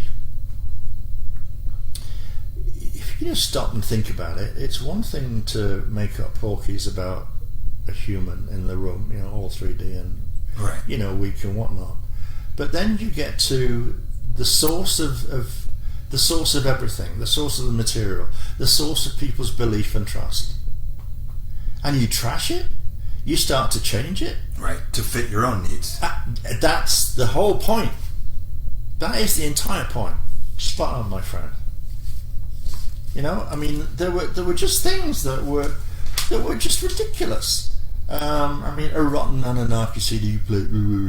It's hopeless. It's crazy. And you finish up with a situation where there was no more Immaculate Conception. No visitation by ETs, because of that. The Immaculate Conception is handled by ETs. J9 was born of John the Baptist and a worn-out old hag called Saradai, who was back, who would later carry her baby, one of the babies, twins she had, 3,000 miles to India. There were no buses or trains or airplanes in those days. And this is a real fat old girl, right, that can barely walk. Do you know what? Mata manifest a bloody donkey for Saradai. Wow. Because she couldn't walk very far. Shit. Anyway, I almost lost my head a second time. JTB was tainted. He was described as saturated, corrupted beyond redemption. Yeah. Mm-hmm. But given that, John had received the highest ordination possible from J12 before himself initiating J12 in 10, 11, 12 BC, around that time. And then after that, J12 actually married JTB to Miriam. So, yeah. Do the Iani mean anything or not? I think that's the point. I know, right, exactly. And the information they provide, that's the point. That's the point. We've retrieved 2 CDT plates at different times in our recent history. So we had them in our possession. Right. What the fuck went wrong such that she had to do all this correction, and it didn't add up, though. Right. It doesn't add up, of course. The people I know that have gone over this with a fine-tooth comb are actually appalled, because they have a connection to the Iani, the materials, the freedom teachings, just as I did, just as you done, right? And for them to really, really realize what was done to the source, yeah, then they go, well, if this can be said of this, then can't it be said about everything else? Right. And that is so damning, so shattering for some very sensitive people. I'm with you. It's just crazy. Anyway. So, we're out of May, as far as I want to talk about it. And we're into June. No, June. This begins to affect everyone around the world. It's not just the people that came to the workshop. Everyone is getting involved now. Right. And I would find it hard to understand if the coven surrounding Ash weren't aware of it, because they planned this so well. There was an uninterrupted sequence of things that flowed right out from it. Sure. So you've got the most diligent, thoughtful, and dedicated people beginning to get involved in what had gone down. Sure. And for them, it would have, a bit of an exaggeration, but it would have felt like the planet had just exploded. Right. I mean, because it was their whole world, right? I mean, it would have just, oh my God, I mean, how could this happen? Blah, blah, blah. Right. But I mean, as we've tried to explain... and weren't those the same people that were targeted as well? Yeah. Yeah. I mean, people have done their damnedest. How, and just paraphrasing for some of them out there, I mean, how could I, who did everything else to me, be cast down? I of sincere, spiritual and gentle nature. I mean, what? I mean, that's what they would have been saying to themselves, in a manner of speaking. But the madness then broke out. Right. It became visible to everybody. It increased daily for much of the remaining 3 months. It went on all the way through to September. And Ash publicly accused me, Mac, Tammy, and anyone else of character and substance, which is interesting. Character and substance. By simple association, rather than the followers. Right, is what I mean. Right. The entire AP organization, she said, was corrupt, it was malevolent, it was wickedly driven and satanic. Ash went out of her way with a post on June the 6th to clarify what incubi and succubi means. Wow. I mean, this is Luciferian satanic shit. Well, I mean, yeah. I mean, she would know, right? Because... yeah. Anyway, I mean, this is just really doing really nasty things, and just for people who maybe missed it, didn't know about it, I'm just going to read 3 quotes verbatim from Ash.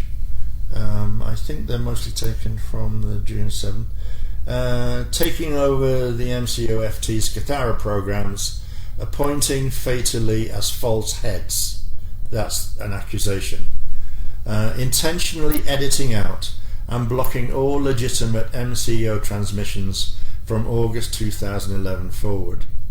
And bringing your own UBI brand, that means the incubi succubi, brand of false mathematical applications, which relates to the work that I did with someone to produce the crystal spiral and all the fit that it produced for us and the interesting things that that ensued, plus false tantric sex teachings, as if I was bloody Aleister Crowley.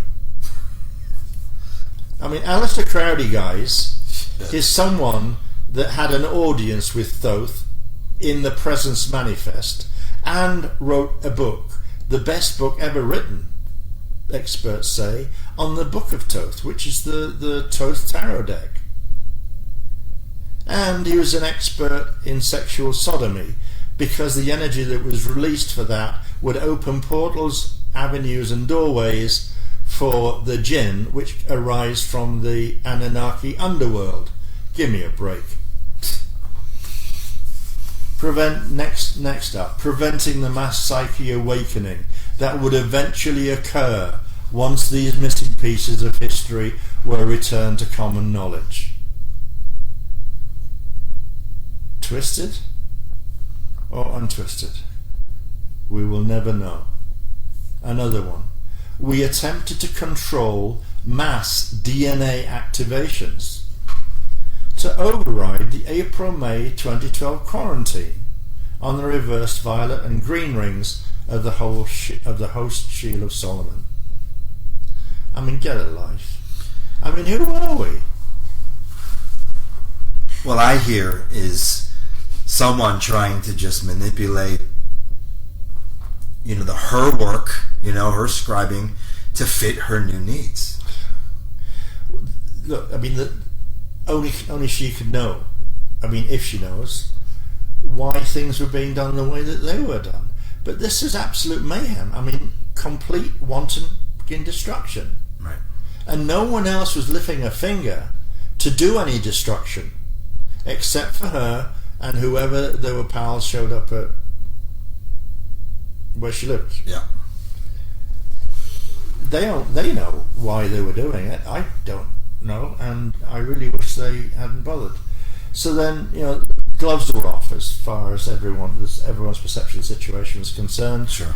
I was facing a pretty tough situation because I had to defend myself. I was, going to be rendered homeless. That was clear. I remember.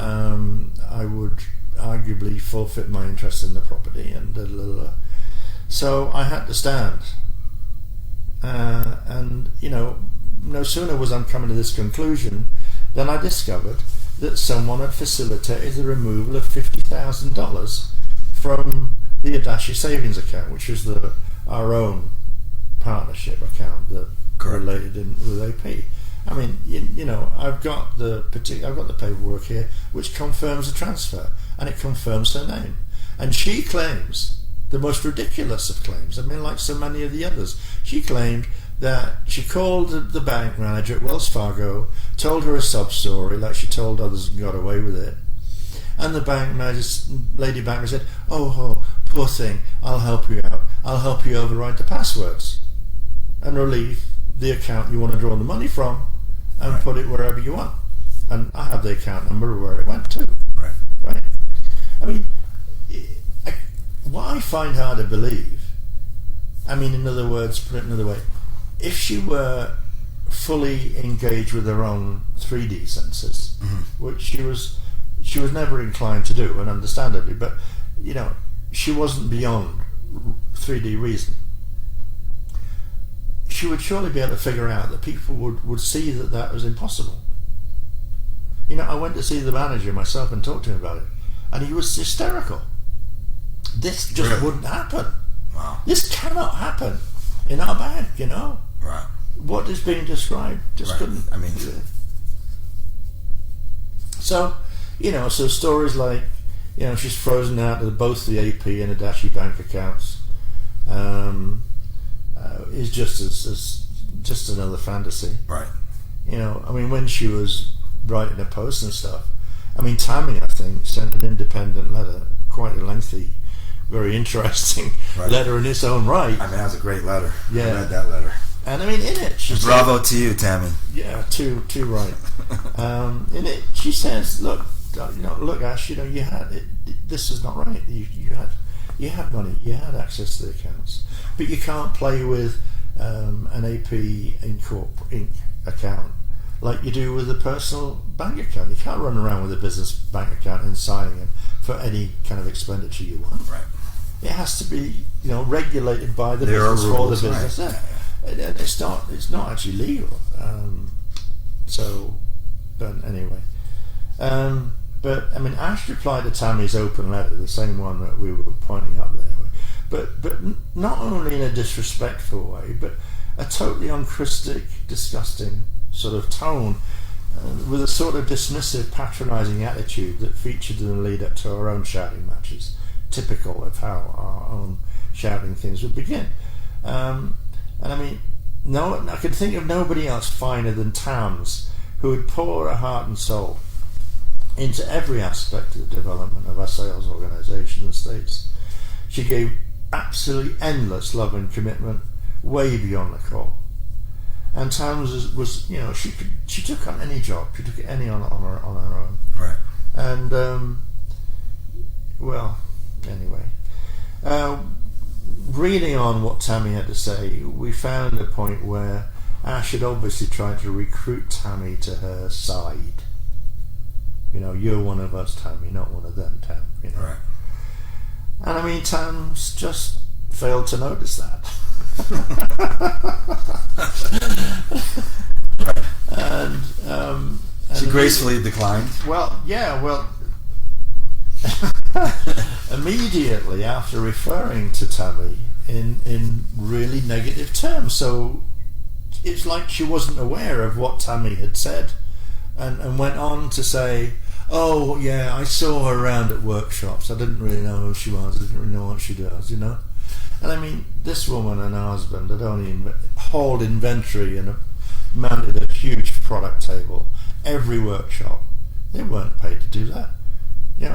They drove from Indiana to wherever we were doing a workshop and tooled it up and spent a week of their lives doing it every time there was a workshop and never complained.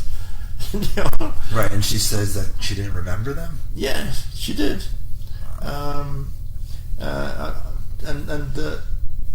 You know, Ash went on to say, well, I one time attended a social dinner with her and her husband, I think, only at Speaker 2-3's request before we left to the UK.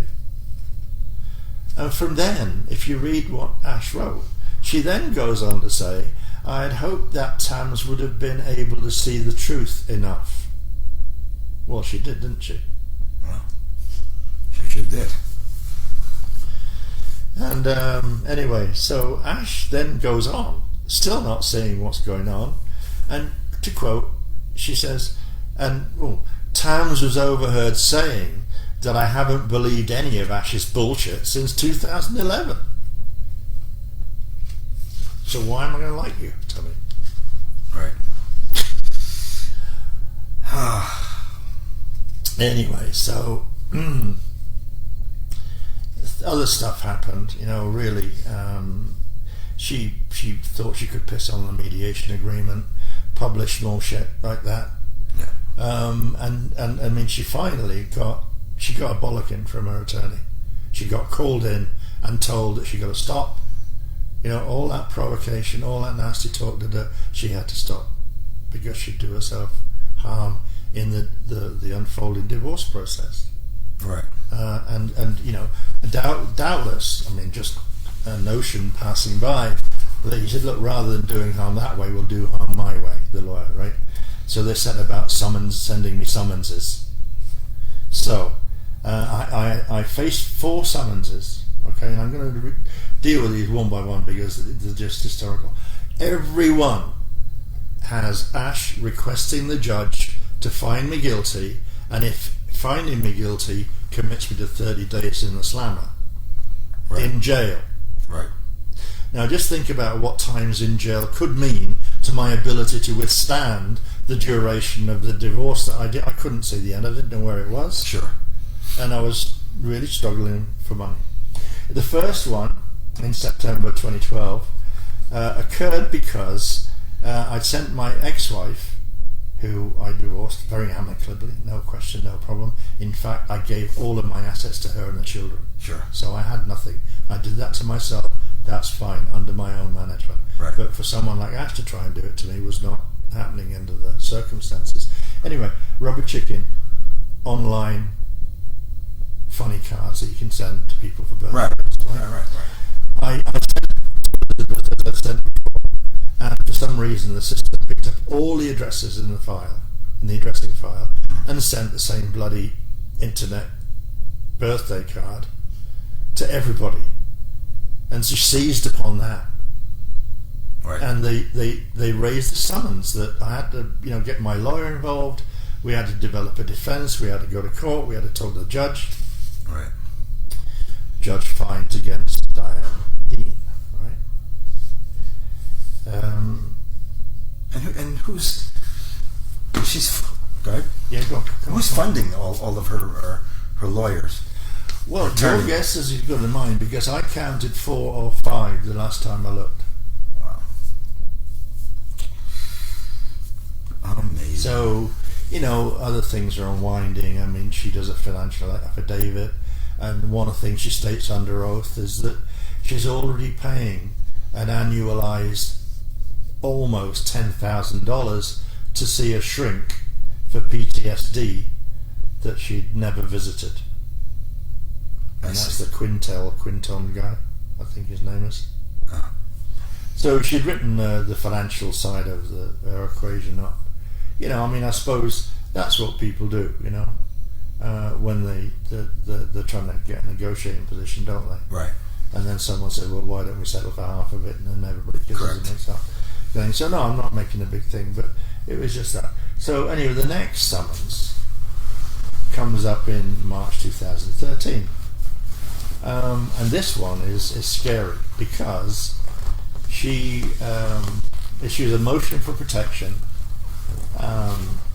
seeking to legitimize the support for PTSD, with a list of domestic violence allegations added to it. Sure. And this is a risk of life as a result of tailgating. And she has David Hammersley, who was at the time married to Zan, and Ella May, I think, who was married then to Jake, her eldest son. And they claimed that I was tailgating in such a dangerous fashion that I was likely to run them off the road so they rolled and they'd crash and, threaten life that way. So I had 3 witnesses, Ash, David and Ella May. And they all spoke to the judge and they gave their evidence. And? The judge chucked it out. Oh boy. Well, there was one simple observation that I made when I was speaking to the judge, and I said, I couldn't recognise the vehicle they were in for toffee. It could have been anybody or anything. I don't know what kind of car Ella May drove. Right. How could I identify as a target? And in any event, to get out of my driveway, which is like 150 feet, and the car's whizzing down the street, leaving the estate where we lived, yeah. Anyway, so the third and most amusing, really, relates to Ash's workplace, funny enough, because she produced a summons again and again for 30 days in the slammer, right? For me, basically stalking her, interfering with her with a place of work. Well, I was identified going into the gents' toilet in Sarasota in Siesta Key car park by David Hammersley. So I works left and got in my car and left the car park. Right. But she was accusing me of stalking her while at her place of work. She works in the bathroom. Well, go figure, man. I mean, that's just absolutely ludicrous. But whilst this was going on, I remember she was in the witness bench, and the judge said to Ash, she looked down and she said, "Where were you at the time that Mr. Deane was found in the toilets?" Oh, she said, "I was in my van." She'd often use a van before, for workshop prior and everything. We used to use a van too. Yeah. In my van. And the judge said, "Did Mr. Deane know you were in the van?" "No," said Ash. Case dismissed. Yeah, case dismissed. Unbelievable. And the fourth time, in August 14, 2013, she tried to get me out of Mayaca Valley. She tried to get me slung out under court order, and I would suffer imprisonment if I didn't cooperate. In order to get her mother into that house, because she was virtually homeless, she was pissing in a bucket, and all of that was shown to be a pile of nonsense, another pile of bullshit. And it was How so? Case dismissed. Do you want to expound on that, or just? Well, I mean, the ownership of the mother's property, the size of the property was not too difficult to find. Right. And it was perfectly evident that it was a decent neighbourhood, decent quality property. Right. It was a multi-person accommodation. There was no idea that there'd be a bucket down below that the only one you could use and all that kind of thing. Gotcha. It was an inflation. So moving on, in the same month after that summons, and this is all about the prolonged divorce action and the attrition that's going on, is that during August 2000, her legal CPA is brought in as a witness to speak to the judge and to explain to the judge about her circumstances. During that presentation, her CPA tells the judge that Ash has reported that she had no income whatsoever for the whole of 2013. Wasn't she doing workshops online? Or no, she wasn't online. She was doing it in real time. She was in real time. Yeah. Whereas, according to my calculation, based on the AP Adashi, the foreknowledge that Mac and me had about what costs what, how much does a coach cost? How many people do you put in a coach? What's the cost of because we're using the hire all the time. All that was standard cost, so we knew what they were going to be. I mean, I was able to estimate an income total in excess of 200,000. But she claimed that she didn't make anything. Yeah.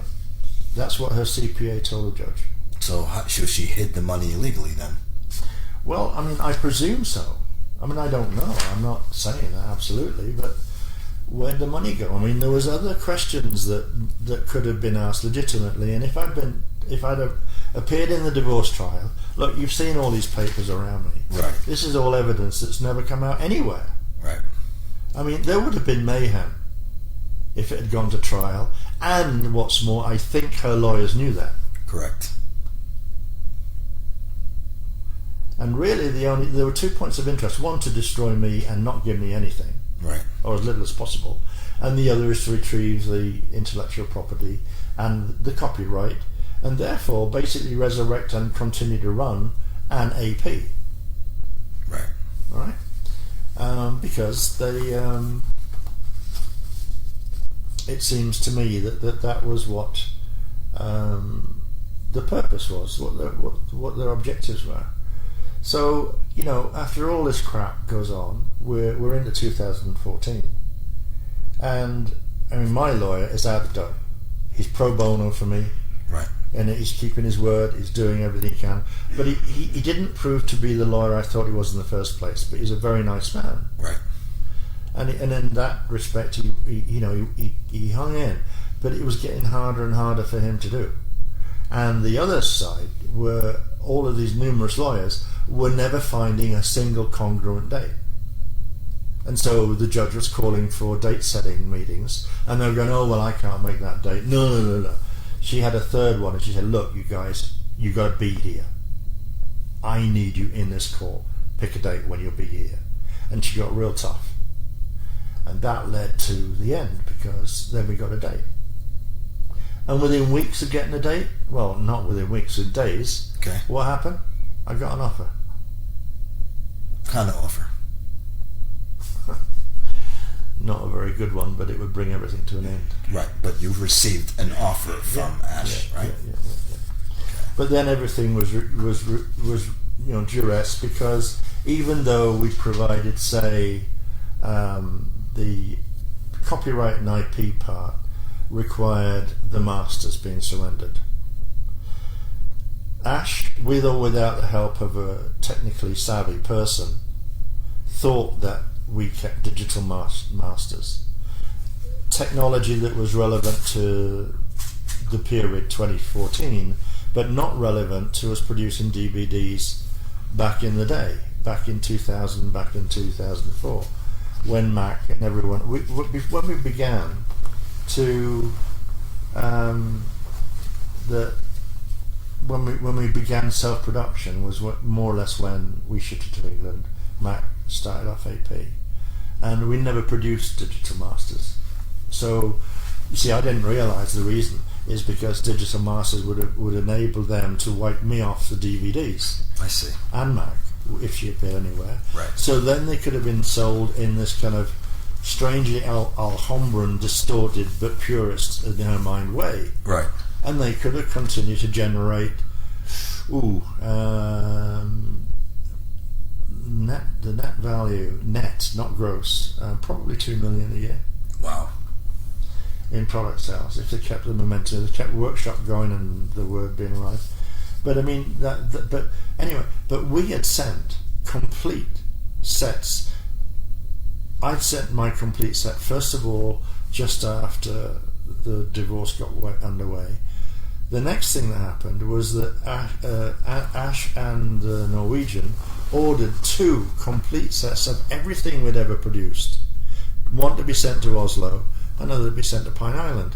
So they had 3 discrete sets of evidence of what was contained. What we were calling the masters were the things that we gave them. Right. Now, after the divorce, within days, they issued a federal summons, Right. based on the fact that we hadn't surrendered these digitized masters. But there weren't any anywhere. They weren't ever, and didn't ever exist. They demanded the Azerite press content, which was provided on a disc that they didn't locate, but they did. They demanded the Azerite website GoDaddy. that didn't belong to me. I did everything I could, in other words, and my lawyer said, Michael, you have done everything you can possibly do, sign it. Right. And, take the 250k. Right? Now, that all sounds all well and good, but the 250k had to pay lawyer's override. Sure. That's the bit that I'd been willing to go to. Right. All right. I'd taken loans from 2 people personally. Right. And if you think about it, 250k minus 150,000 property interest, which in 2014 would have been more than it was originally, I told you. So that leaves 100 grand. So let's pretend that I don't owe anybody any money and I get to keep 100 grand. And I've been in service under my commission for 10 or 11 years. Right. So my salary was 10,000 a year. So not until Scotty and Mac finally decided to get their ass in gear, and the squeeze came from them being cited in the federal court case. They got their finger out and they provided validated evidence that they were going to say in court these things. And that included the Irish office coming to speak to the same point, Mac finally coming to speak to the same point, and Scotty coming to the same point. All of that could have been avoided had that same fairly limited energy being put into the situation Right. at the end. But it wasn't. So really, that is how the divorce scene played out. Damn, it sounds like a bad movie, man. It was a bad movie. My God, man. From the moment it started to the moment it finished. Now, you see, you get around to thinking, like, when years pass, and like I said, that karma comes into play and Sure. it begins to make things apparent. Correct. It was a weird accident when I was thinking about the India workshop, funnily enough, and what happened after the workshop. So I came back from there and found her eldest son in a bit of a serious mess, and our bank account forged checks for $11,000, and Right. that cost us quite a lot of money. But I mean, I don't know why, but it was like Demon Fest was more like a continuing thing for me. I sort of realised that kind of influence had been working for a much longer period of time. And I mean, I wasn't considering it all personally. It wasn't just because India, I'd been accused of a ton of stuff, and Right. and I was hounded here, there, and everywhere, and accused of things and stuff. And I mean, Ash's son, who was after the Indian workshop, I got KS's to buy him. We raised $6,000 to buy him a motorbike. He came and lived in my house. Right. We bought him a $6,000 motorbike so he could go and find a bloody job. Because it wasn't happening anywhere else, if you get my meaning. Right. So yeah, I mean, the demonic kind of feeling, the negative spirit, the bad spirit influencing things. I just mused on it for quite a while, and I got around to connecting some dots that went way back, and I'm talking about my dots. So I'm not constructing something, and the final part to this will be what I came up with, and it's called speculation. Correct. And it goes way back in history, and I am implicated in it. Ash is implicated in it. I mean, God knows how many people were touched. Their shields were touched by the things I'm going to talk about next. But I'd like to take a break, freshen up a bit, potty, and Beautiful. we'll do the final thing. Yes, and remember, this is just purely two friends chatting and giving their opinions, Absolutely. right? So, okay, we'll be back. Which amendment is free speech? Okay, we're here for our third and final segment. Which will be an extract from a book that I'm trying to write. I don't know whether I'll ever get it done, but it's a piece that entitled Spiritual Hygiene, the Reality of Life, and the Thoth Speculation.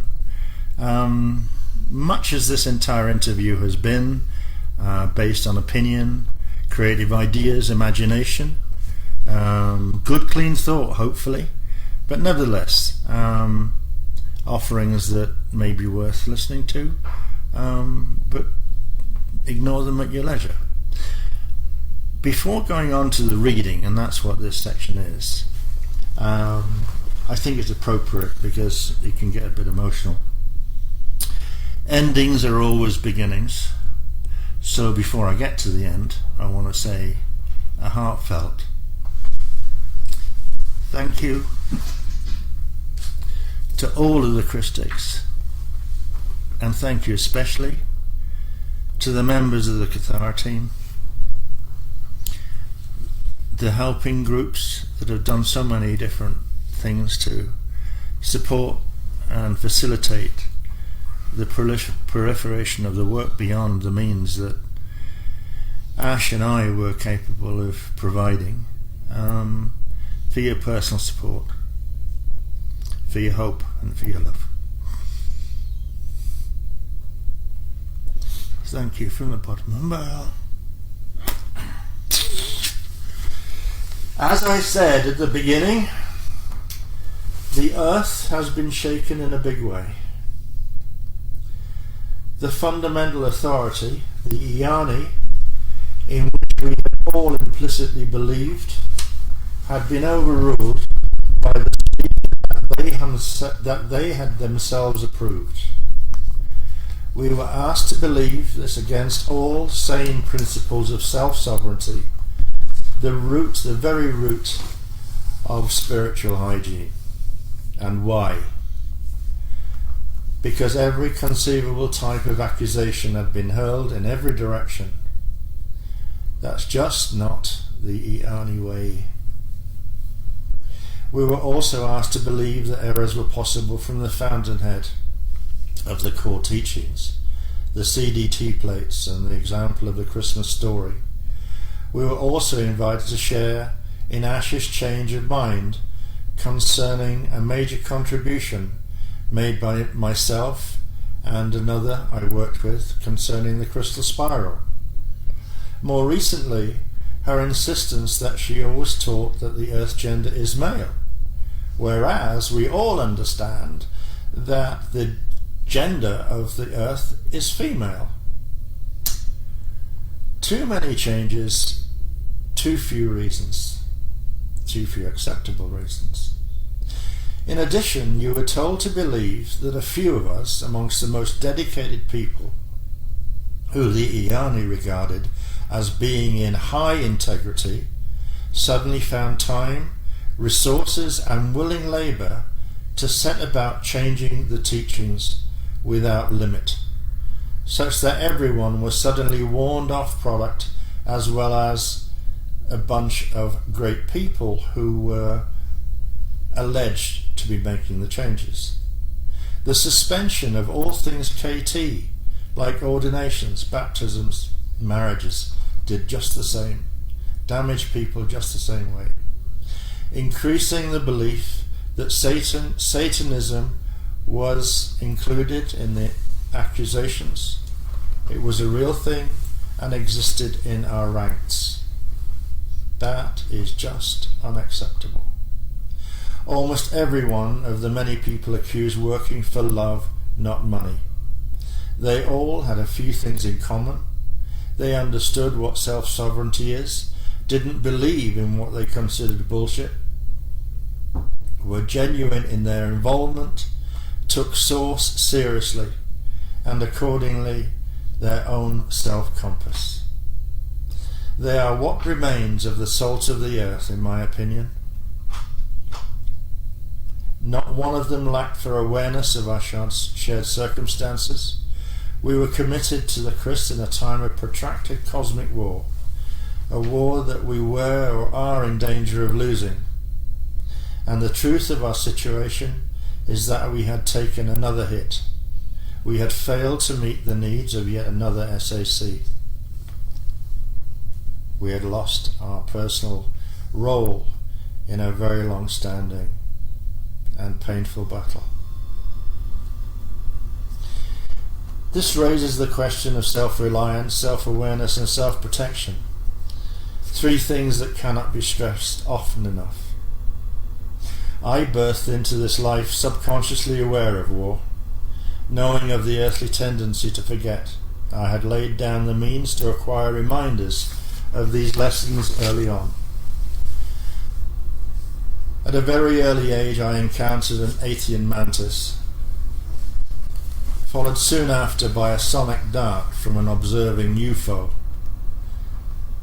That unleashed a visitation from the hags, the witches that occur during sleep hypnosis. They commenced the very night that I ran, screaming, scared shitless to my mum. They went on for many months. Bedwetting, the whole thing, angry parents. You know the kind of story. And at age 7, I almost died due to glandular fever, I hear, brought on as a result of severe nervous exhaustion. The queer feeling I always had in my gut, but a bit above it, a place that we came to know as the Iumbi, remained strong. It was where I sensed my centre was, my compass. It was not until many years later that I resumed my acquaintance with interstellar and interdimensional entities. The road toward my speaker commission began some ways back, when for no logical reason I was moved to discover what Reiki was about and began regular visits to Glastonbury for instruction, whilst running my own successful business consultancy. The vantage point weekend visits to Glastonbury offered me was a curious but exhilarating one. Gradually I noticed I was treated differently from everybody else by the lady who owned and ran the retreat, called ISIS. The retreat was the only one of any size in the UK at the time. Whether it was because of the nature of the venue, times of free association amongst guests and staff were all about Ascended Master this, Ascended Master that, or Archangel Michael this or Archangel Michael crap. Everyone, it seemed, was desperate to channel anything, say something, anything. And from time to time I noticed serious physical emotional changes in visitors who had been warned to be careful if they went out into the Glastonbury town centre during their lunch break. It was not unusual for people to return noticeably changed and not in a good way. Quick to notice, the patron was fast into action, gathering whoever was Reiki capable and set about ridding the person infected by the visitor. As time went on, she tended to prefer me by her side. And one stormy night, a beautiful lady, her son, and what ISIS instantly took fright about, her dark avatar, she'd said, ran off to channel guidance, shouting over my shoulder, hissing more like, "Get rid of them! Get rid of them! Make a loop!" She scooted out the door and up the hill in the lee of the tor, into the howling darkness of night. I didn't see her until the following morning, and the dark avatar left forthwith. The strangest thing is that I was not entirely aware of these things before the fact, but I did have protection, and strongly too. Angelic innocence, ISIS called it. It certainly came in handy when we went to Egypt. She was always taking groups there, similar to Ash's overseas workshops. One night, on a mission, a party of just 6 of us entered the Great Pyramid at 1 a.m. in pitch darkness. This was by special arrangement, otherwise known as a bribe. We were locked inside until 5:30 a.m. and amongst other things I had laid in the sarcophagus that night, and by way of further bribe, climbed to the top of the external face of the pyramid with 2 other guys in a small group. I was aware at the time that Toth had constructed it, and it was something of a small joy to have made the climb alone. Now, that said, I'm concerned about my limitations and have before welcomed fear as a constructive tool, not least due to some of the experiences that I have had, often with or attracted by others. I shall never forget, for example, that after the Treaty of Voltaire was broken, while we were in the UK in September 2000, Ash was attacked by hyperdimensional soul chompers, she said. I tried to intervene, but was not guardian ready. Her louche, that's to say her energy, her negative energy, her fear-driven energy, was so compelling to those who were attacking her. It was really a fearsome psychic attack, and got me thinking very seriously, and for the first time, about this question of spiritual hygiene and self-protection. I take it that you will understand that this business about louche negative energy is about feeding. It is interconnected like everything else, and especially by all forms of fallen entities.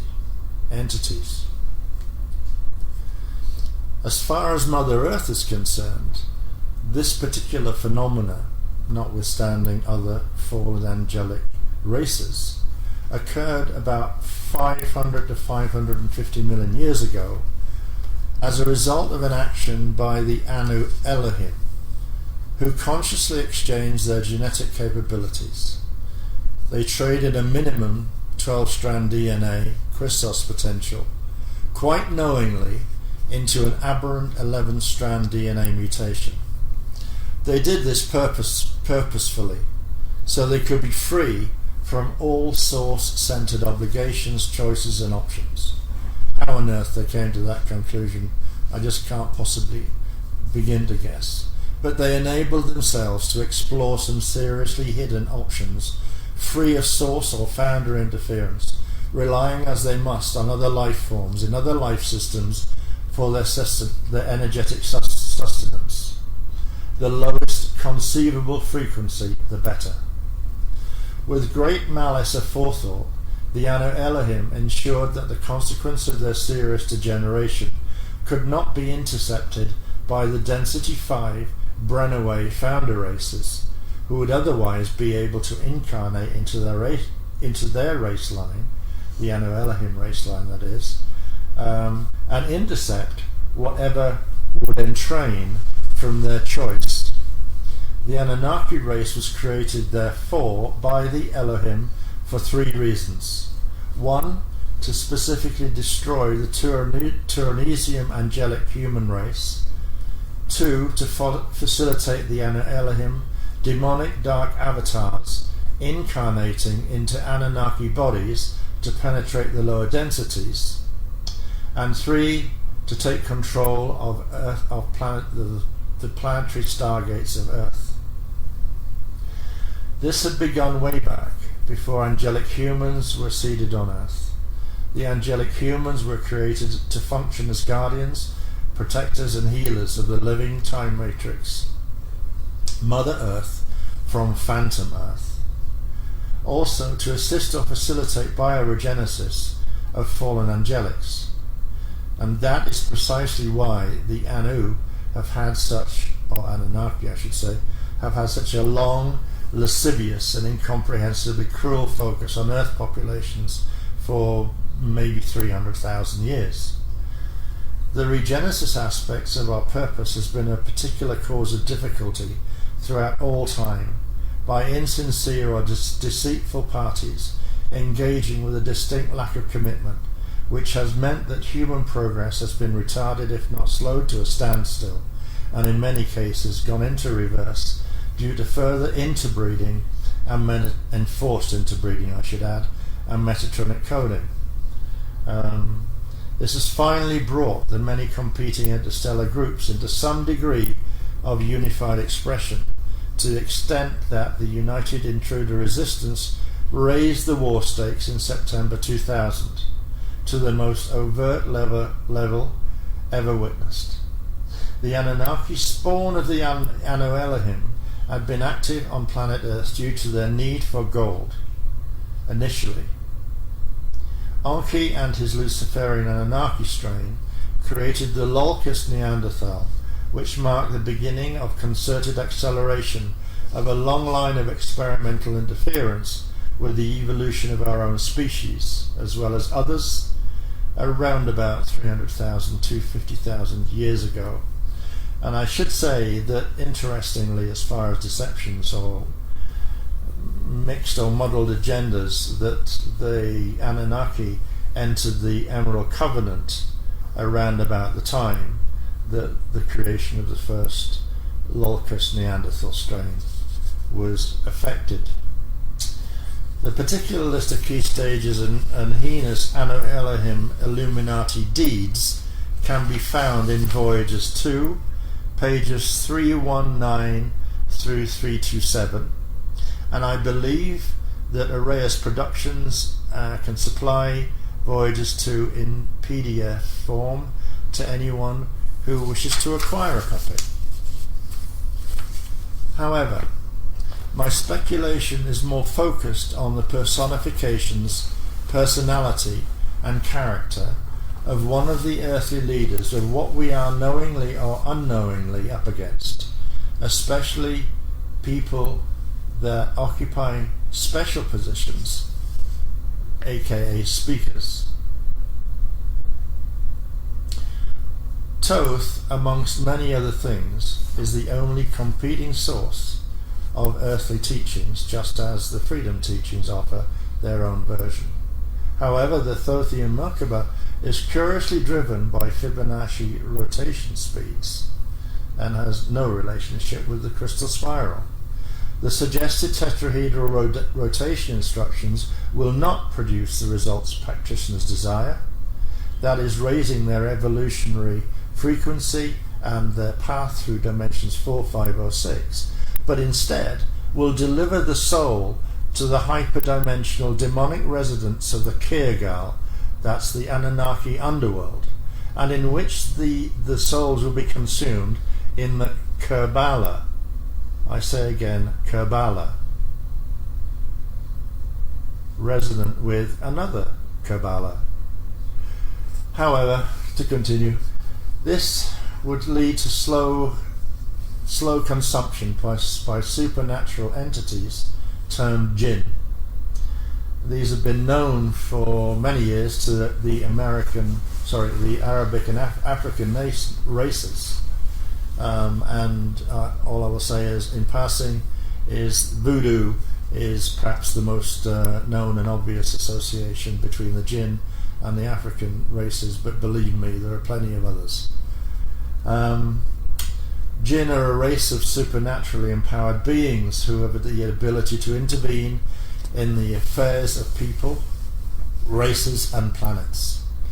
The Babylonians alone reckoned that there were over 600 of them, individually each one named, and they could be configured in magical rites to perform various tasks and services. If you want to take a closer look at what I'm talking about, the movie Fallen featuring Denzel Washington, 1998 I think, that's a good illustration of what these bastards can do.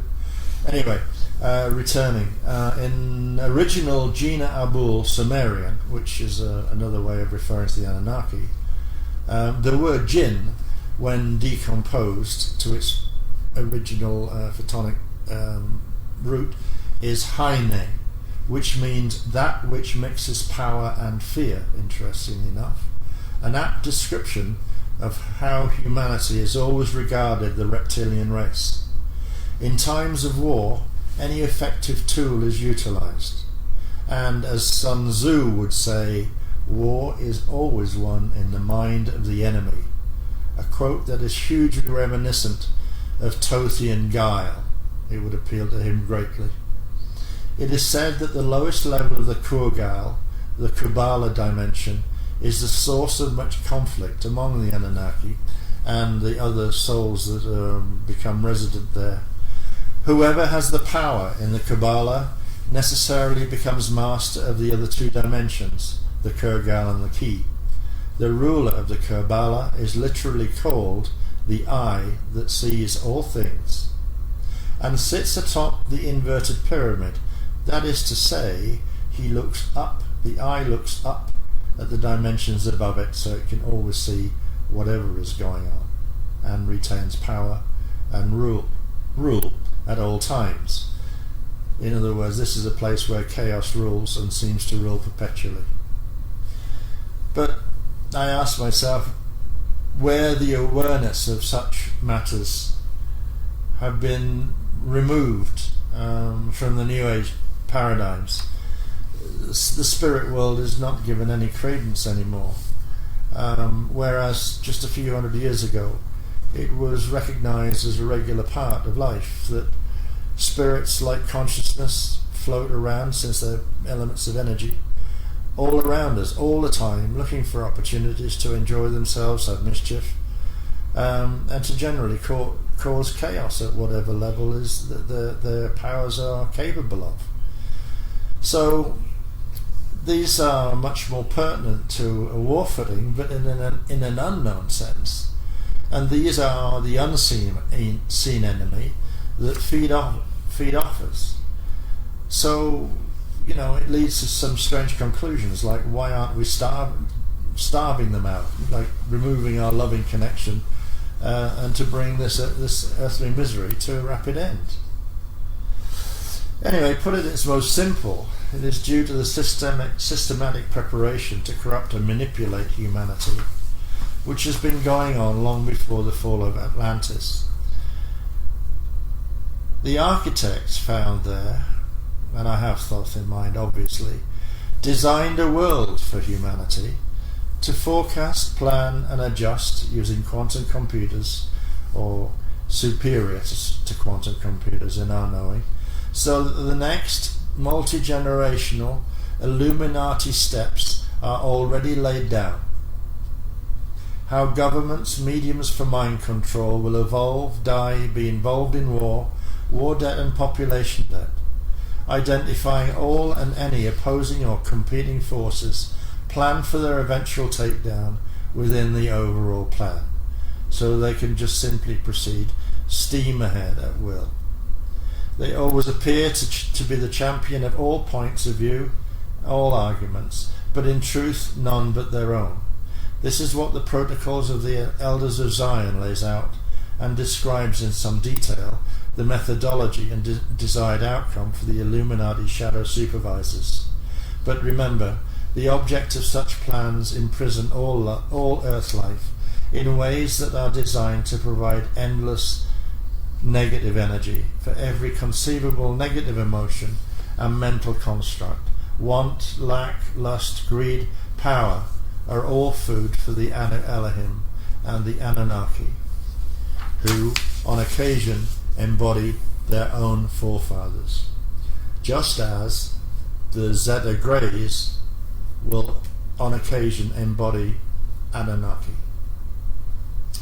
It is simply logical that a vast planning and decision unit was created to execute such a grand plan, which included consideration for Mars, Venus, Saturn and Moon, by the way, which we don't have time to discuss in this.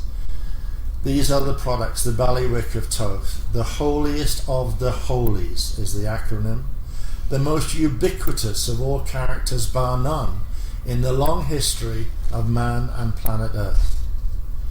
That is why love, for instance, and the union of man and woman, the key to life, a unique potentizing force, is a target.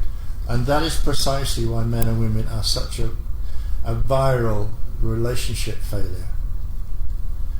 I've often wondered why the FTs failed to make this more overt, weaponized point of all that we did, instead of messing around with the twinning adventures doomed to fail. The myriad of names that depict Enki, Thoth, Hermes have assembled an immense array of epithets. In KS terms, he is the only known FA that almost became Christed, but I'm certain a reflection of not only his forefathers, but of mirrored characteristics. This personality is explicitly associated with Mercury, which has as its altar the Lord of Illusion. This is an umbrella under which complex and multifarious conditions exist, predominantly associated with panic, fear and terror. Mercury denotes energy sent forth, and therefore represents the wisdom, the will, the word, and the Anunnaki Logos by whom the worlds were created. The creative nature of Mercury is of the sun. His association as the word is the most evil and corrupt. Through such duality is expressed truth and falsehood, wisdom and folly, and therefore is the trickster. He has no conscience, being creative. He cannot reach his ends. If he cannot reach his ends by fair means, he will do it by foul. He is the original legend of all things cunning. It is relevant and noteworthy that Aleister Crowley, arch-Satanist, black magician, founder of the Order Templi Orientis, Freemason, and author of the Book of Thoth, and to whom Thoth himself reportedly appears, and he did to Drunvalo Melchizedek. Crowley's work is often indulged in interpretations for the Thoth Tarot deck, but in fact addresses Kabbalah in the widest sense, replete with the tree of life. So we must accept that Thoth, aka Enoch, and Enoch was from the same collective of Thoth, Lucifer, Jehuti, Hermes, Horus, Ra, Azazel, Merlin, Quetzalcoatl, Ammon, Tammuz, Shaitan, Moloch, Nergal, Baphomet, goes on and on and on. Thoth is a pervasive and dangerous source of influence. His 5 Abrahamic religions, all sun-worshipping cults at root. And sure enough, all is connected through his symbolic omnipresent serpent, whether at home in the Pope's audience hall, as it is in the cult of Mithras, Gnostic Sophia, and the symbolic medicine and healing symbol, the caduceus. Not for nothing is Thoth known as the creator god, Lucifer, the trickster, mercurial, said to transcend solid and liquid states, heaven and earth, and all symbolized by the serpent. He is assumed the name of the trickster due to his purposeful use of ambiguity. From kinks and mutations he created in the human genome, which range from immense contusions in the male-female power base to the human disenfranchisements associated with Illuminati, law, socioeconomic structures of immense polarity, caste, class-based systems, institutions and their propagandistic nature, such as educational and scientific institutions and ever-expanding agencies that restrict human thought and expression. For instance, the naivety that is now being considered as offensive to Muslims, etc., etc. All of these creations, I'm telling you, are the creations of the Anu Elohim Anunnaki Illuminati institution, group, organization as a control mechanism, complete in every way that I've outlined here, to affect life on planet Earth, and therefore the potential for our success in the angelic human indigo mission. The beneficial nature of this undoubted talents brought by accomplishment beyond magic, alchemy, immortality and shape-shifting. Note shape-shifting. He brought or introduced things like writing, the alphabet, gematria, astrological, astronomical, biological, metaphysical sciences, agriculture, especially irrigation. The Great Pyramid was a massive Nile Delta irrigation device, apart from other things. He offered instruction on wisdom, the mind, thought, logic, reason, meditation, intelligence, reading, you name it, all the way down to designing constructs for democracy, communism, Christianity to Mohammedism, the laws of the land and life. But just one form, interestingly enough, of the value of exchange and associated debt. He was not going to release us from that. He was a dominant patriarch, rigidly hierarchical, caste-based totalitarian, but we shouldn't forget source-aware, as are all Anunnaki. They are. So, such is the infestation of every culture on every level for hundreds and thousands of years.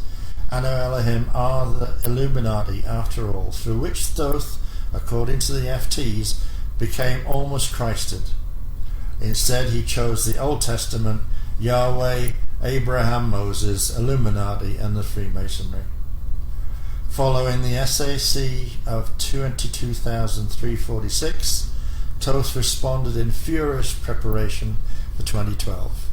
First, he was offered and accepted as a speaker-translator by the Iani Master Council in 22,340 BC, feigning to be cooperative, to be supportive of the bioregenesis and all that the Iani and the angelic humans were so anxious to develop.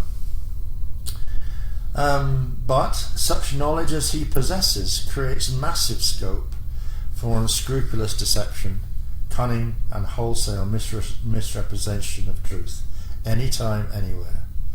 And this is best illustrated beautifully, well, no, not beautifully, darkly illustrated by the way in which Thoth led his own races, his own Leviathan anti-Christic king lines, into a Wasedak contracted agreement through a special initiation that would generate a real physical rush for his people, give them something to talk about, just as we would when we were doing texting workshops, but which in fact ensured an enhanced Metatronic distortion. This distortion ensured for all time that they would no longer ever again be capable of regenerating the Christos pattern that was the thing that was the target of the initiation. This, introduced by Thoth to his own people, was called the Flaming Blue Sword of Archangel Michael and went down around 23,000 BC. So we see Thoth and Enoch flip-flopping with mystifying regularity, I dare say only in their view of attaining advantage, on more than 30 occasions, starting when the Lulu were created in 246,000 BC, when they first entered the Emerald Covenant peace treaty.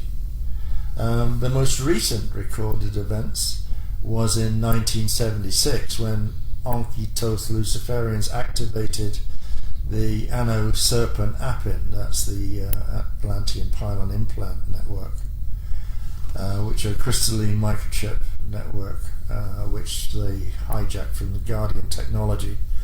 In 1983, Enoch raised his head above the parapet and petitioned again for an Emerald Covenant redemption agreement. In the meantime, they joined and left, and joined and left, and joined and left, which it's a curious thing that the Iani and other Christic councils, I've always presumed that they have a much more mature, more evolved understanding than we do, because it doesn't make sense at all to fail to put the foot down and say, no, don't go there, don't do that. But I have experienced of this where, unfortunately, I carried a vote in council, which led, this vote in council was due to an ultimatum that the Illuminati issued, in which they threatened to destroy the habitat and all of the races with the Odedicron. And it was going to happen unless we tried to stop them. And I persuaded council to go to war.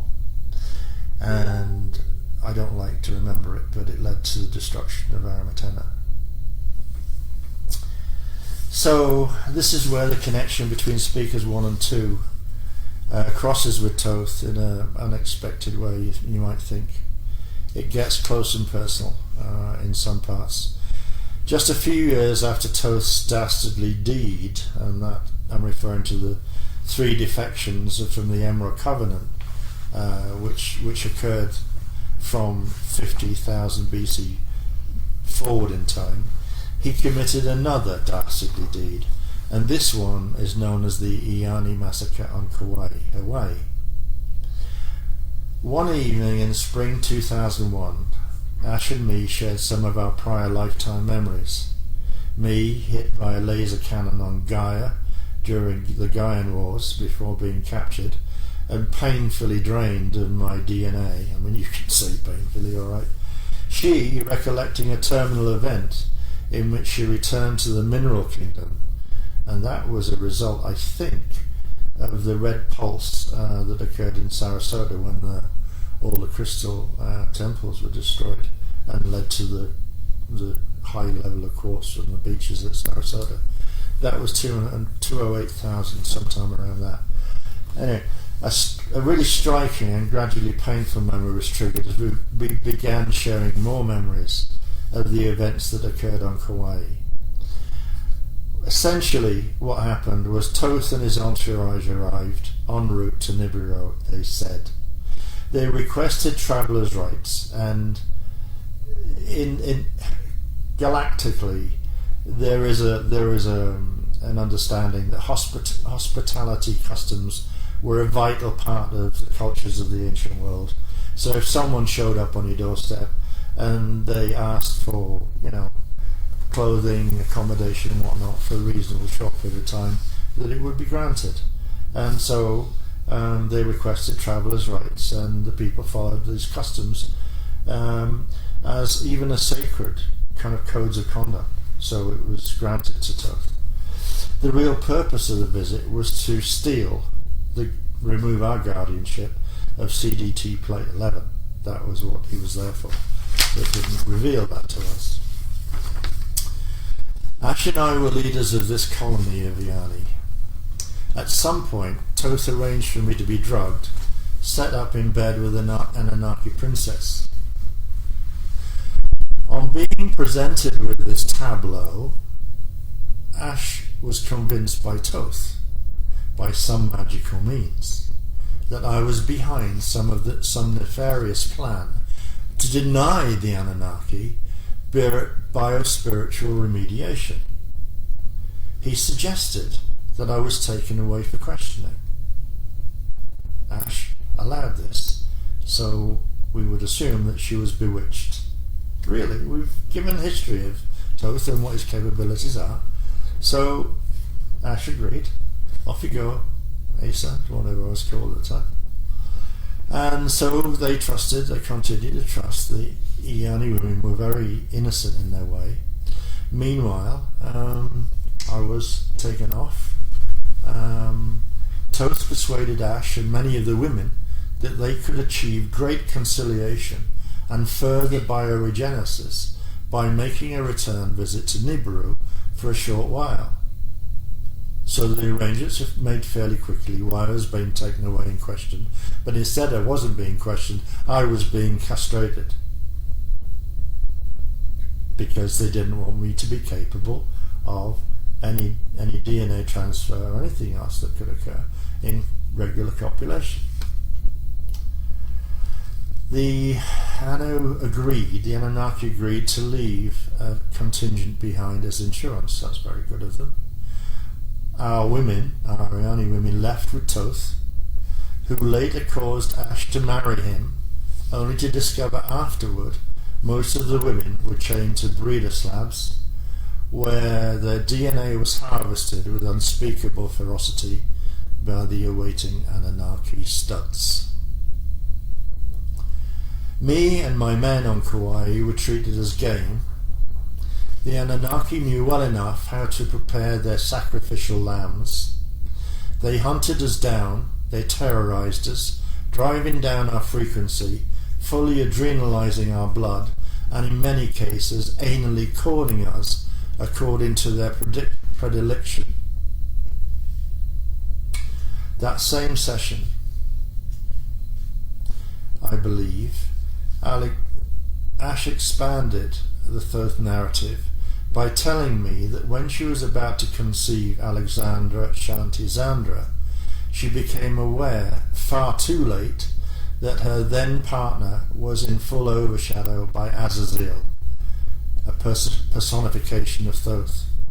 In other words, she was conceiving by Thoth in any other language. In her earliest years, Ash had said Alexandra Shantizandra had regularly pulled herself into a physical tension position, which is known as the wheel in Ashtanga yoga terms, and stayed like that in her bedroom for hours. Now I know that in some areas this position is a sign of possession in certain parts of the world. Whether this applies or not to Zan proved to be, whether or not this applied to Zan exactly, I couldn't possibly say. I don't know. And this is all a speculation, bear in mind I've already pointed out.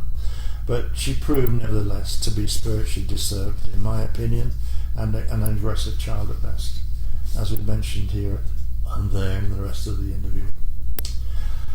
While in the UK, 2003-2005, as she grew towards puberty and a tricky time for various influences, I really could feel her bile rise and fall, and I suspected that she was up for certain kinds of tricks, possibly that Gruber had led her to.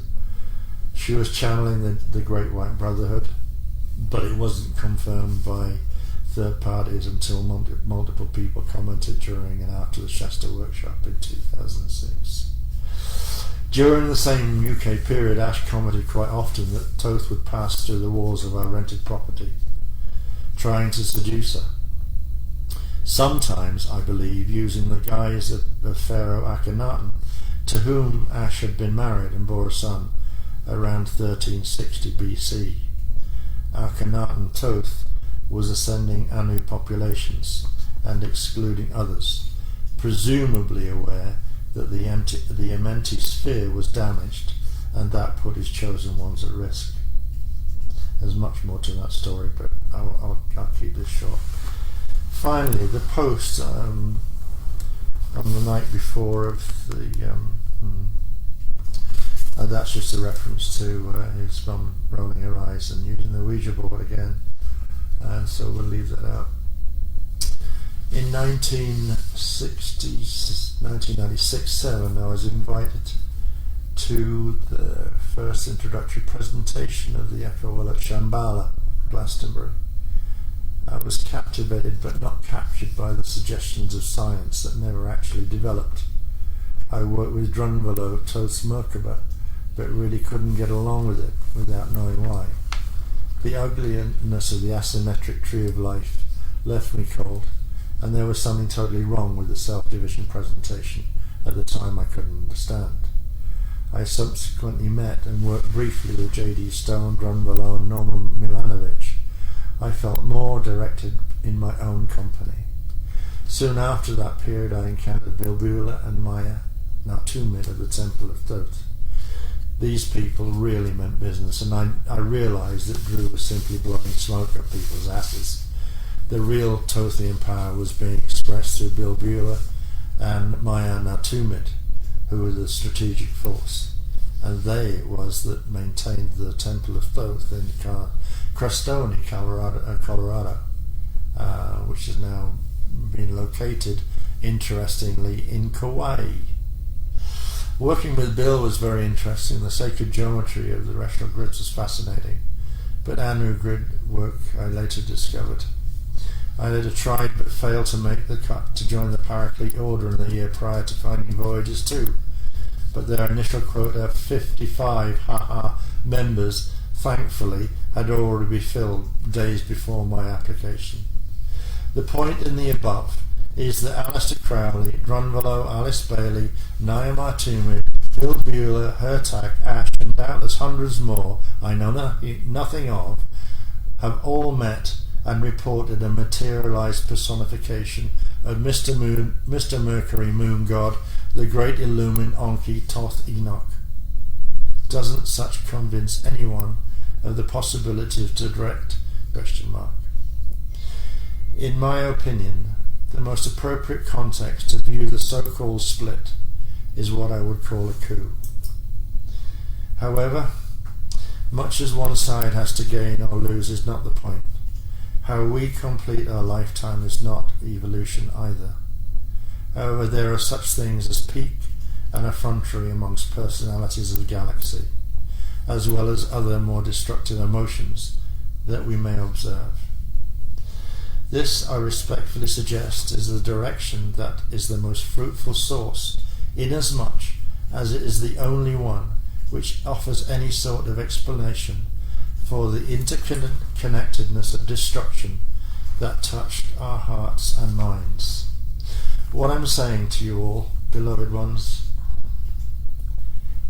is that I give more credence to the possibility that Ash's shield associations with Toth could have led to her being influenced to the extent of what we saw between 2008-9 all the way through to 2012, and even as I experienced it through the divorce process too. So the moral of the story and the true nature of our FT's experience is one of awareness of the critical importance of spiritual hygiene, self-sovereignty and self-protection. The reality of our personal frequency holding capacity. It was one of the major drumbeats of the earlier years, and by gosh, do we have reason to remember that today.